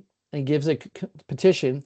Enlighten my eyes, or make the eyes bright, lest I sleep the sleep of death. Here, scholars are over both places. It could be figurative. He thinks he's going to, a figurative death, or I think he's talking about literally death. I think he is so close, his eyes are getting dull because death is so near to him. Not only will he die, but his relationship with God will be hurt because what? I have overcome him. And the one thing we have to keep in mind, guys, is that when David is in trouble, God's reputation is in trouble because they're linked. You know, it's just like us and Jesus, we're linked together. You know, if I go down, not because of anything in me, and Jesus seemed to let me down, his reputation is hurt too. That's what David is saying. Don't let my enemy overcome him, and my adversaries will rejoice. Now it's interesting. Verse 4 uses will rejoice. David will use that one verse later in I will rejoice. Now, all of this is happening. He's been in this struggle for a long time, and I don't know how long the time is, but it's a long time because he says how long. Now, I want you to recognize verse 5. In your translations, how does verse 5 start?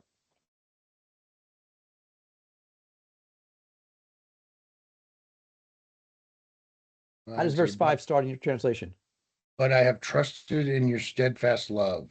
Okay, you got a but. Trey, what do you have? Are we still in number 6 or? No, I'm sorry, Psalm 13. Oh, sorry. Which verse? Verse 5, Psalm 13. Yeah, but I have trusted in your faithfulness. Okay, but I have trusted. So each one of our Grant, what do you have? Verse 5 in Psalm 13. Same thing. I use the ESV.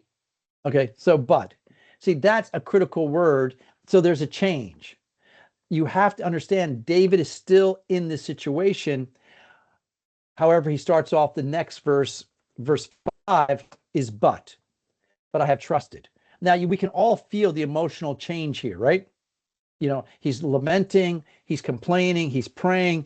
Then he comes on, but I have trusted. Guys, the one thing we don't know is how long it took David to get from verse 4 to verse 5.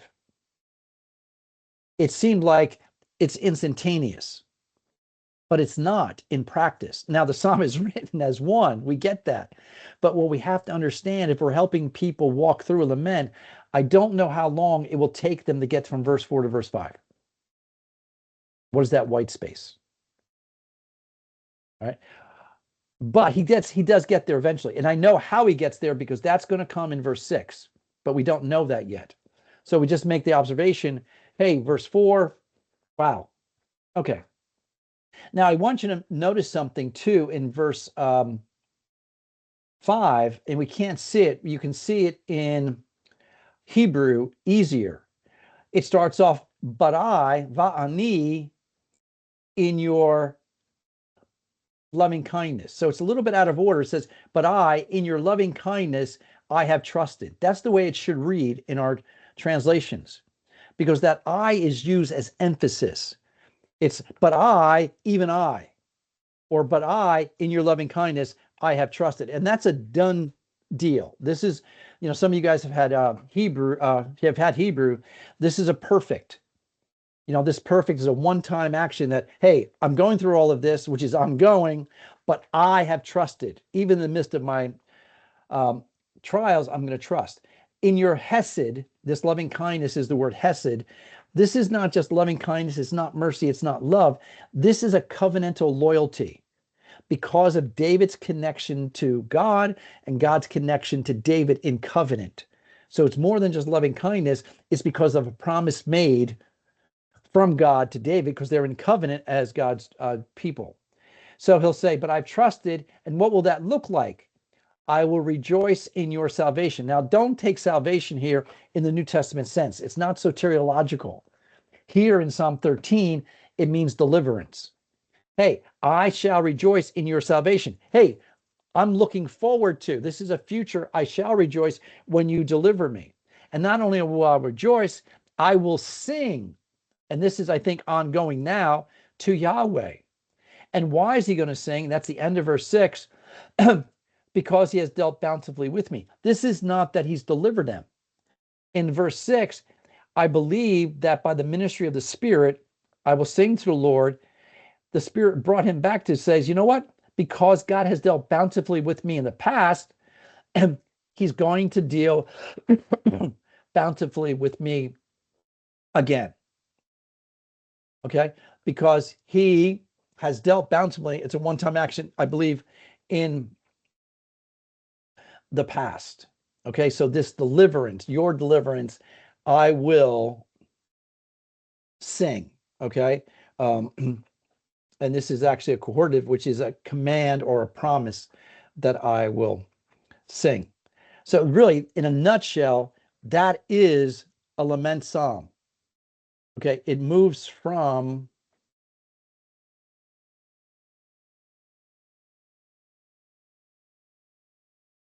lament, petition, confidence. And that, you may not know the all 8 to keep those in mind. You have to keep these 3 in mind to be able to handle the laments. Questions, comments?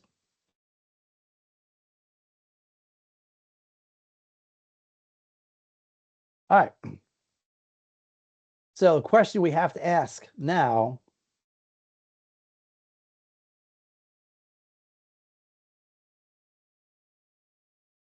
is it theologically okay to complain?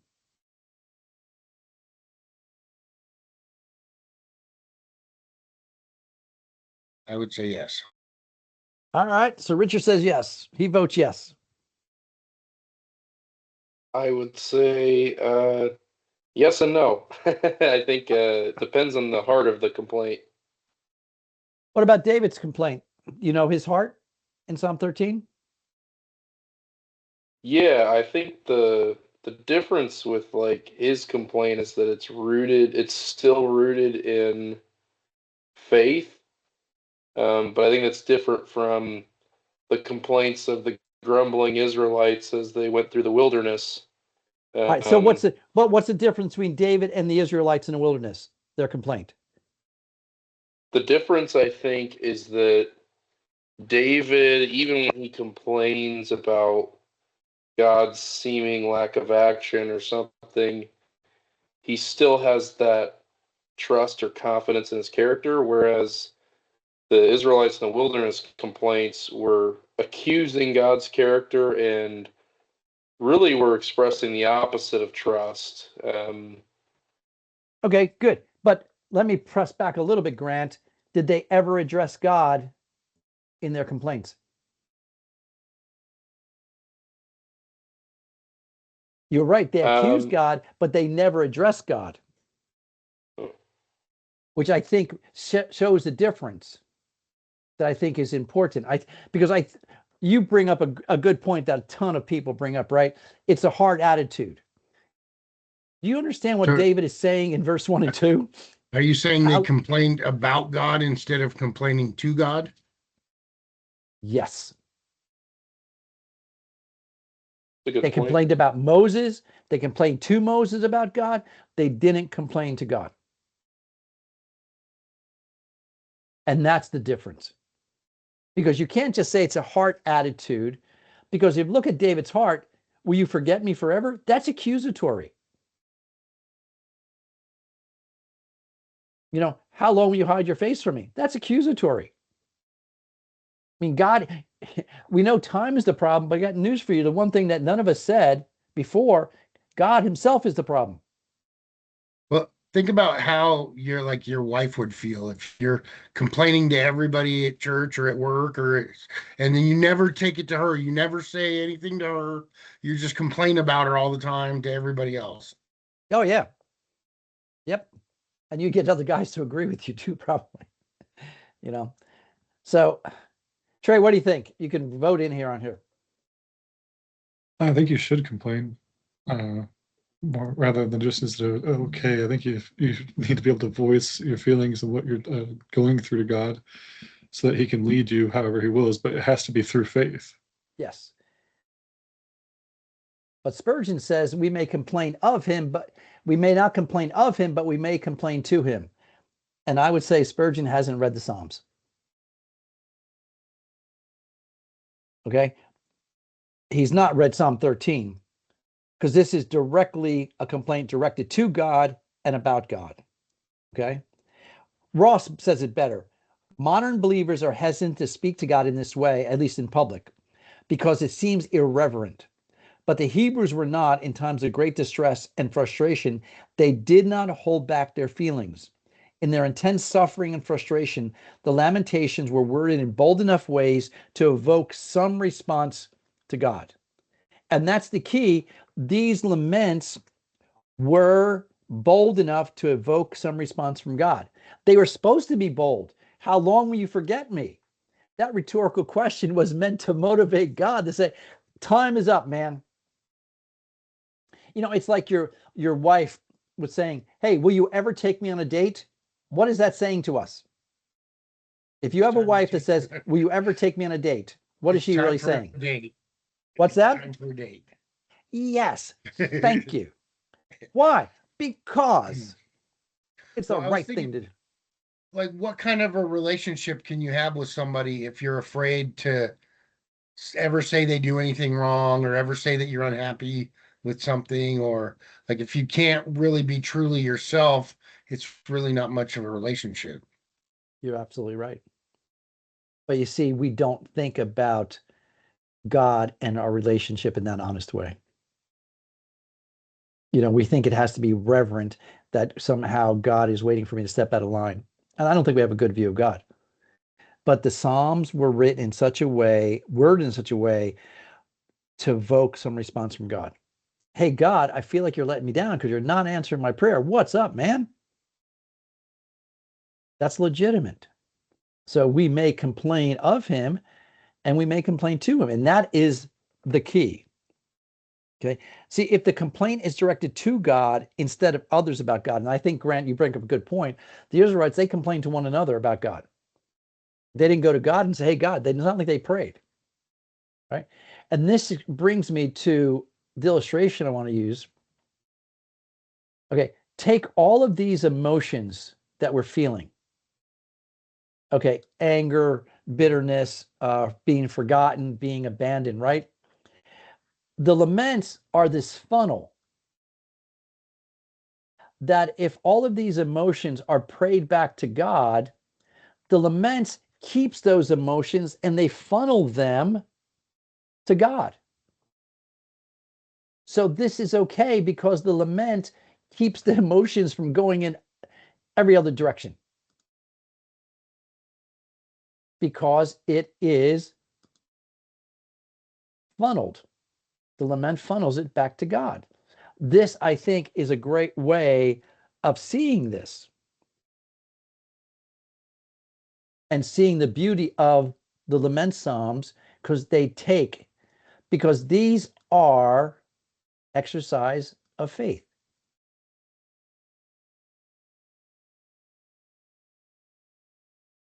Theological question for you. In verses 1 and 2, where's the faith? In verse 1 and 2 of Psalm 13, where's the faith? I think it's in, he expects him to remember him. He expects him to give notice to his situation. All right, something more than that. Or the fact that he's being heard to begin with. So like the fact that he's saying the complaint at all and that God's listening to him right then and there. There you go. If God had forgotten him, if God had hidden his face, why pray this prayer? See, it makes no sense. When when my kids were small, we lived in the parsonage. So I had 5 kids, but I had 3 boys. There was 4 years between my youngest son, my top of the 3, and my daughter. So the 4 of us, Kyle was too young, we'd play hide and go seek in the house. The problem is the house was too small. It was the parsonage. So we had to make it interesting. So what we would do is we play hide and go seek in the dark. All right. So my wife hated this game because the kids would always end up screaming. And generally I was the one that made them scream. Right. But the game always went the same way. I would hide first. All right. And, they would count, 1, 2, 3, 4, 5, 6, 10. All right. And generally I would hide in the same place.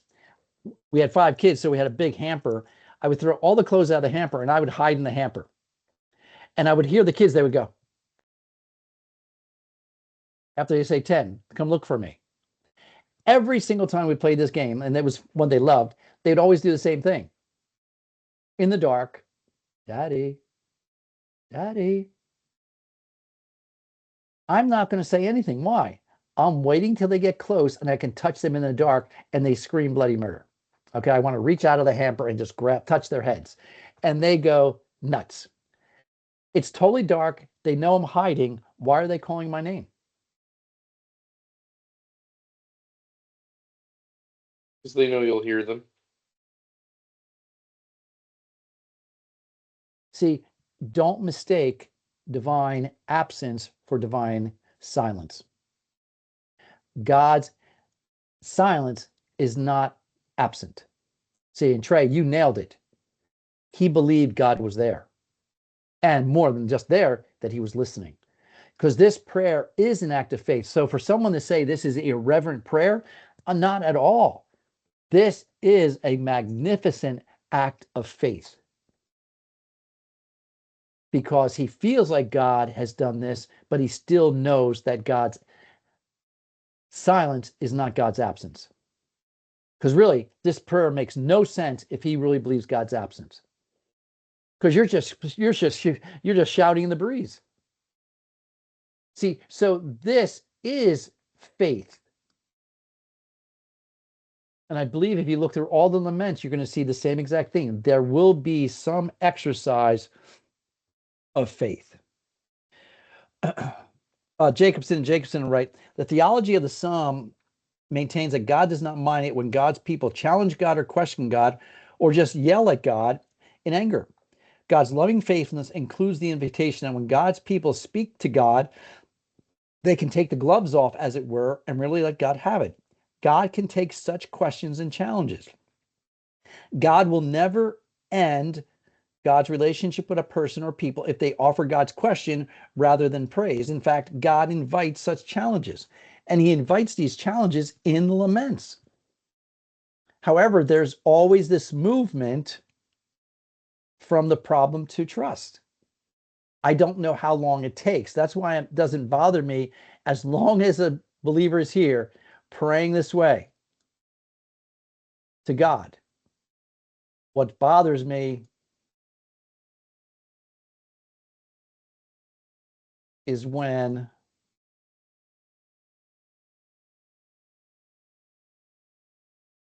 he doesn't pray, or he complains to somebody this way. That bothers me. Then that's the person that lost it.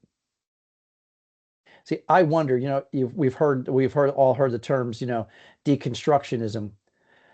People are deconstructing their faith. And I do wonder if some of the deconstructionism is because people have not learned how to pray the lament psalms. Because I almost guarantee you, every single person I've heard that is deconstructing their faith is because they've been disappointed with God. And they don't know what to do with their emotions when they feel like God has abandoned them. And I think they confuse divine silence for divine absence. And since God has let them down, they don't believe it's worthwhile serving God. And this is going to be the principle in the book of Job. And that's why we see deconstructionism, even in the faith today. I think too, people often miss what God's doing, and they don't, like, I've had several pastors that tell me, like, well, God doesn't talk to people anymore. Now that we have the Bible, God doesn't basically, he doesn't interact with people outside of the words in the Bible, or they don't see, like, I see God working in my life all around, whether it's legitimate or not. I mean, I see God working all the time, and I hear God speaking to me through other people, through circumstances. I don't know. Yeah, you can't negate the subjective, right? There, God's sovereign will, and he does work. I mean, nothing happens outside of this. But there are times that even, Rich, not to be a bearer of bad news, but there'll be times when you think God's forgotten you. Yeah. This is not a unique experience for believers, but it's one that rarely gets talked about. How are you feeling? I feel like God's forgotten me, Pastor. You don't hear that. I feel like God's hiding his face from me this week. I mean, I've been praying something to God for the past 6 years. Every day. He still has not answered. How long are you going to forget me, God? What's up? You know, should I give up the faith or just realize, hey, God's working. I just don't see how he's doing it. But I don't confuse divine silence with divine absence. God is silent in answering my prayer. Oh, no, he's not even silent because he said he hasn't done it yet. So it's really the answer is no yet. But some would take that as absence because he's not doing what I want him to do, which makes me God and not him. Right? But all of those emotions that whirl around can be harnessed in a faithful prayer back to God. And we need to be able to get a handle on this. And this is really, I just really enjoy the lament psalms. All right, so you can also have psalms of the community, and this is, or the nation. They have these, aspects. So there's only 5 of these, okay, verses 8. So we could do Psalm 74. We won't take that because of time right now. All right, but also what I want to show you and spend a little bit of time is that the Psalms of praise can either be declarative or they can be declarative or descriptive. Now, as much as praise is the keynote of the entire book of Psalms, I mean, every Psalm, even lament, moves towards praise of God. These Psalms praise God for his creation, his sovereignty, his deeds on behalf of individuals or on Israel. To simply put it, one scholar says, rather than saying thanks you to God, these Psalms express gratitude by telling others what God has done. This is a sort of gratitude God desires. It's not a private thank you note, but a public testimony of praise. And remember, praise is telling others who God is by telling them what God has done. Now that's fascinating. Praise is telling others who God is by telling them what God has done. In one sense, this is a lot like the Gospels. The Gospels are really answering 2 questions. Who is this Jesus, and what does it mean to follow him? And all the Gospel writers really tell us who Jesus is by his reaction with people or demons. That expresses who God is. The Psalms do the same thing. And the Psalms of praise, whether declarative or descriptive, they have the same kinds of elements. So they have a proclamation, praise the Lord, a summary, why we should praise. Then they're looking back in the time of need. There's a praise report, renew vow of praise, then descriptive praise. Right?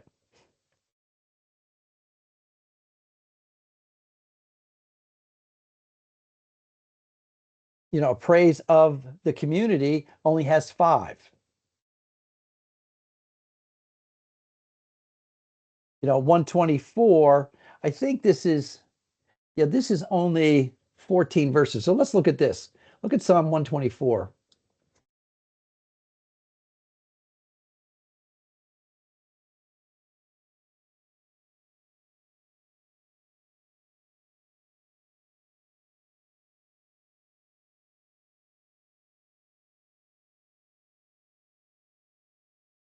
Oh, say that, guys, because that's a little bit longer. I got a shorter one for us. Descriptive praise. This is, instead of declarative telling, this is describing. So this is only 3. Okay? So there's a call to praise, cause for praise, and praise. So look up, and no concluding form. So look up 148.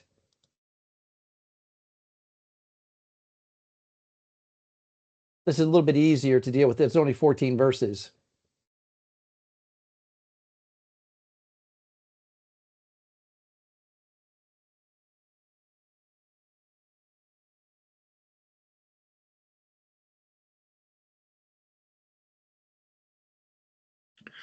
So maybe 1 through 4 is the call to praise. Okay, 1 to 4, I agree. What's the cause for praise?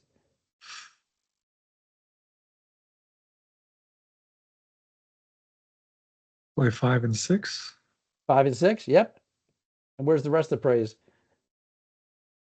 Just continue to the end, I'm guessing. Yeah, I mean, it's exactly what you said it was. It's 1 to 4, 5 to 6, 7 to 14. The reason this is important, this gives you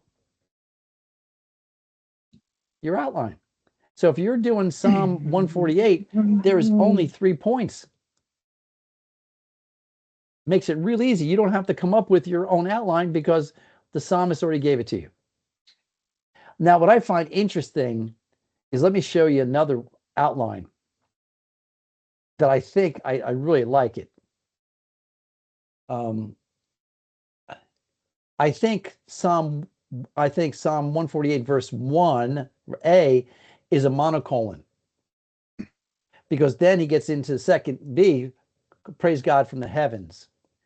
Then the cause of praise, and I think there's a second cause for praise, which is 13b, because the key, the 4, is repeated again in verse 13, just like it's repeated in verse 5. So I think there's 2 calls of praise. I think it's cause for praise here, verse 5.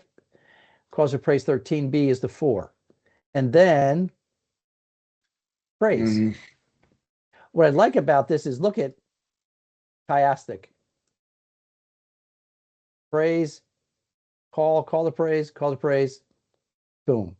I mean, I just think there's a possibility I kind of like this, but I might be out to out to lunch too, okay? All right, then there's Psalms of trust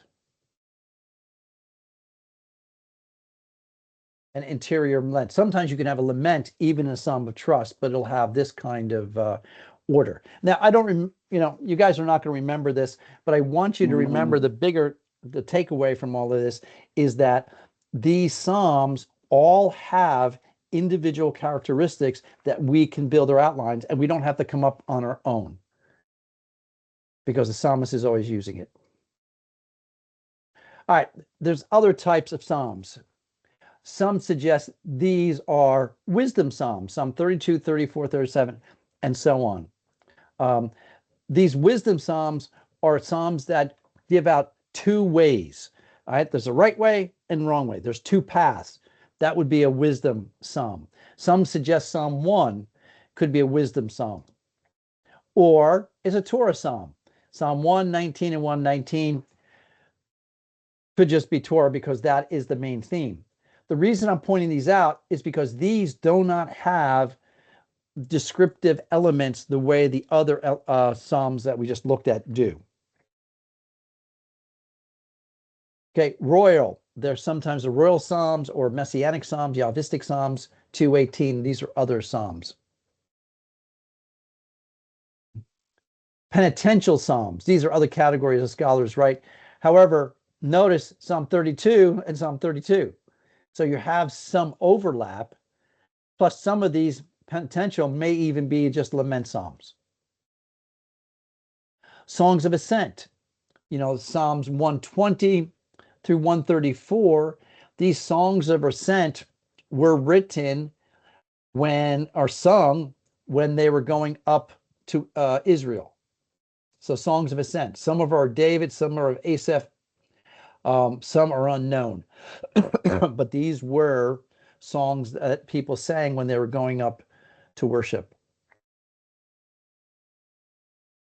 And then imprecatory. Many of these psalms are lament psalms, but they have imprecation. Okay, imprecatory means curse. There'll be some curse. All right, so when you want to, how do you preach these things? Determine the genre. Once you determine the genre of the psalms, that'll help you with the outline. Develop the exegetical outline based on a genre. Cliff note, especially in lament, Psalm 13. Observe the poetic devices. You have to explain that. Create your preaching outline based on your genre, then follow the outline of the psalm. The psalms can preach themselves.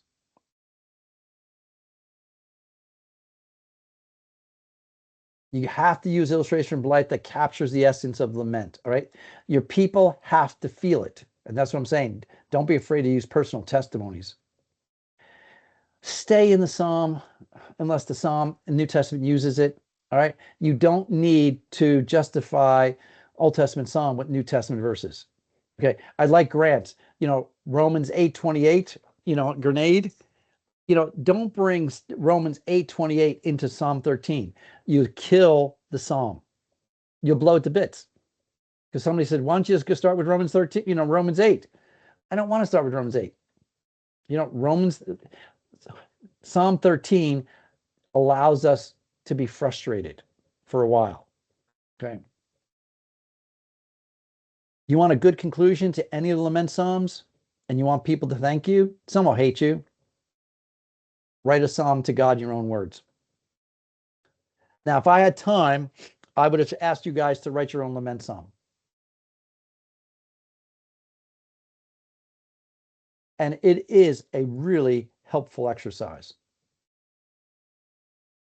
Because you can use lament, petition, confidence. The problem with lament, though, is you have to be deadly honest. Right? People will really appreciate this. And even if you don't want to use the lament, preach through the Psalms before you get to Thanksgiving and have people write their own Psalm of Thanksgiving based on the elements in the Psalm. And read those like on a Wednesday night service before Thanksgiving. People will really, there are some that are creative in your church, they'll really appreciate the opportunity. The answer to every psalm is God. Okay, that's always the answer. And every psalm moves to praise if it doesn't start that way.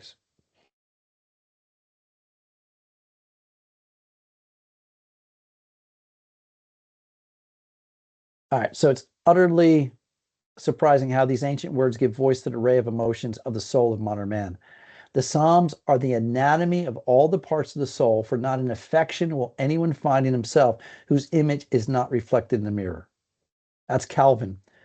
Child's quoting him. Childs notes well the importance of the Psalter. The canonical shape of the Psalter assured that future generation of Israelites that this book spoke a word of God to each of them in their need. It was not only a record of their past, but a living voice speaking to the present human suffering. And the reader is given an invaluable resource for the care of souls. If I would do a study on the book of Psalms, whether it be small groups, I would always call it soul care, because the Psalms are written to care for our souls.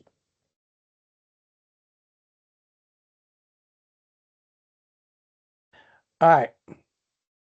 We've talked about, the different prayers.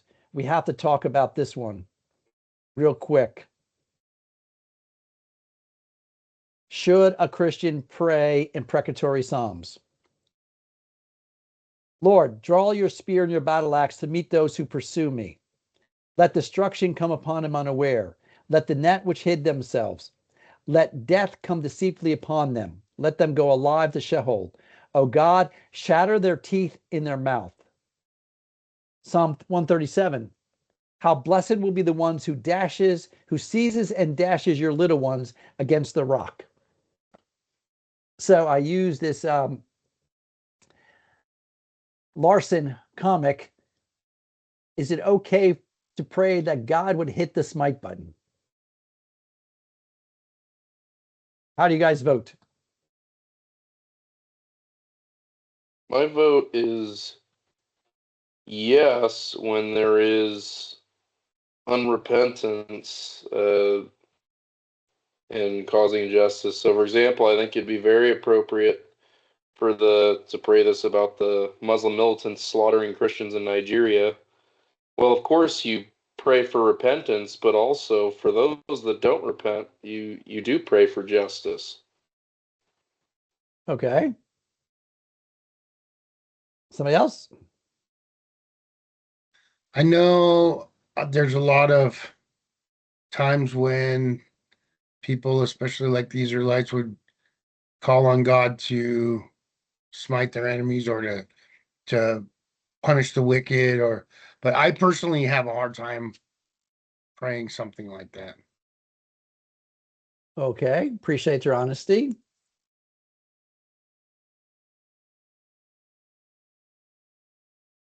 Yeah, I think I'd say Grant's onto something there, because we have to balance these examples with the instruction to pray for your enemies, right? And the context that surrounds it as well. So I think understanding like repentance is the goal, bringing more people to the kingdom of God is the goal, and it's a tragedy whenever somebody dies in their sin. So understanding that, but also understanding that, like, I don't think suffering in that sense or in that regard or that type of harm is also something that you have to necessarily just let be. I don't think, like, the idea of it, this to me kind of relates to the idea of Christian pacifism in a way, which I don't think is fully biblical. I think self-defense, I think defending your people, I think if somebody was about to attack your daughters and you did what you had to do, I don't think that's in the wrong. So I think it's understanding the circumstances and the context of the situation you're in and praying what you believe is necessary at the time with the trust that God will act in the way that he wills regardless. Like, you're not praying revenge, you're not praying in malice, you're praying for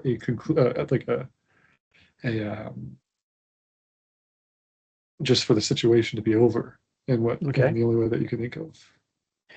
How do you guys handle these prayers when they're prayed by man after God's own heart? Richard, you seem to have more of a problem. So how do you deal with the theological difficulty now you have that David, a man after God's own heart, prayed these prayers?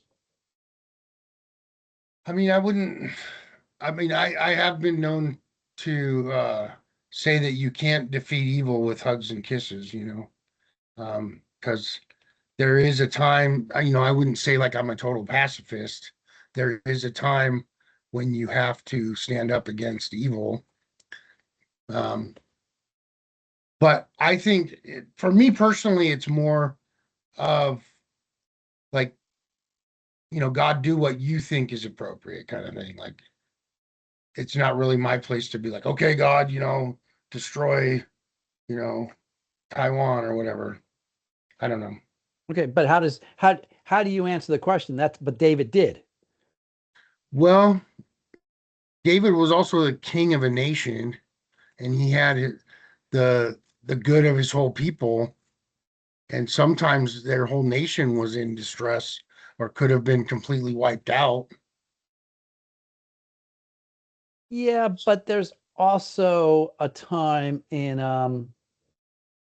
where is it? Psalm 55. He says, "For it is not an enemy who reproaches me, then I could bear it, nor is it the one who hates me who has exalted himself against me, then I could hide myself from him.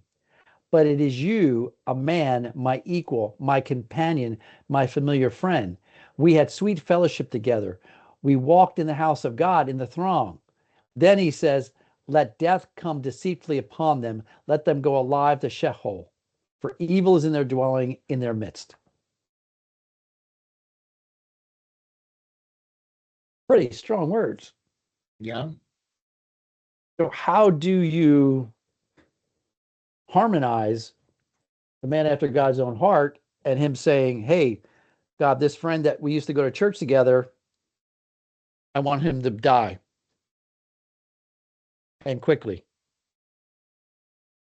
Well, it's his honest feelings. Like, I think God definitely treasures honesty, but that doesn't necessarily mean he's going to do it. But sometimes I'm sure he does. I don't know.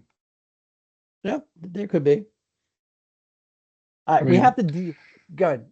I was just going to say, to what end? Like, if he's thinking that they're a danger to his community or that their actions are misleading or misguiding or harmful in some way, then him seeking a solution to that situation makes sense. And if he thinks that that's the only way to go, and he prays it because he believes that's the right way to go, but he trusts in God to have the right conclusion, I don't think you're really arguing anything there.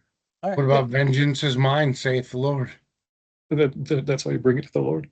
That's why you bring it to the Lord. You never see David taking vengeance.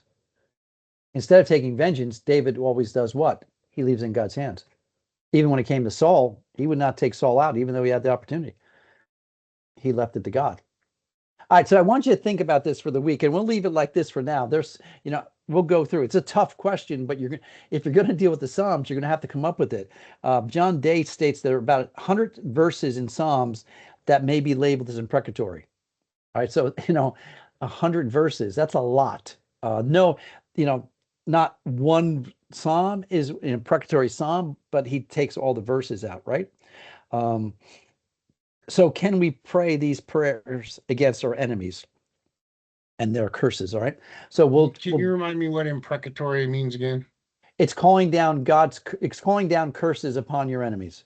Oh, okay. So imprecatory is wishing harm, praying harm upon somebody. Break their teeth in their mouth, praying that God would hit the smite key, in the PowerPoint here. That is imprecatory. Okay. So think about it this week. I'll give you something to go to sleep on. You can, not the best way to end the class, but so we'll finish up Psalms and we'll come back to this next week. We'll finish up on the imprecatory and we'll see if we can get to some kind of solution or at least bring up things that we need to think about. And then we'll jump into the other books of wisdom literature. Good, Grant. I just had a question. Assignment 2, I was just going to ask you, I noticed it's due on Easter night. Is there any chance it could be moved a little further in the week? I was just worried I might not get it done in time if it's on Easter night. Yeah, that's yeah. Is there anything due for week 3? I think the next due date is April 20th after that one. All right, let's maybe bring up the I was kind of concerned too, because that gives us like a week between assignment 1 and assignment 2. And assignment 2 is reading the whole book. let's see where we are here.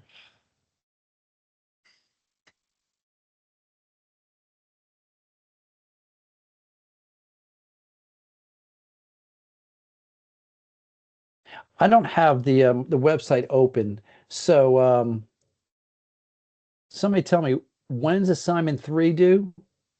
I'll open Canvas here. The 20th. The 20th? All right, Yeah. then let's make assignment 3 is due on the 20th. Is that what we're saying? Yes. So let's make assignment 2 due on the 13th. Excellent. So that just makes it a week later. Because there's no assignment due for the 13th, right? Yeah. Yeah. Everybody okay with that? Yes, very much so. Thank you. I just remember that on my evaluation. Okay, I just want to be. I can't bring you donuts, right? But I do want to remember that. Hey, you know what? So, yeah, let's make it the 13th. Then that'll make it easier for you for Easter. And there's nothing due anyways. So that'll work out perfectly. That way my lament won't be precatory. Lord, smite that professor. I don't want anybody saying hit smite, because if I'm in a car accident this week as I'm traveling, I don't want to have to think bad thoughts about you guys.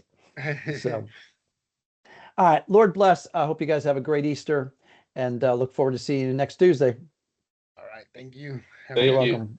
Bye-bye. Have a good week.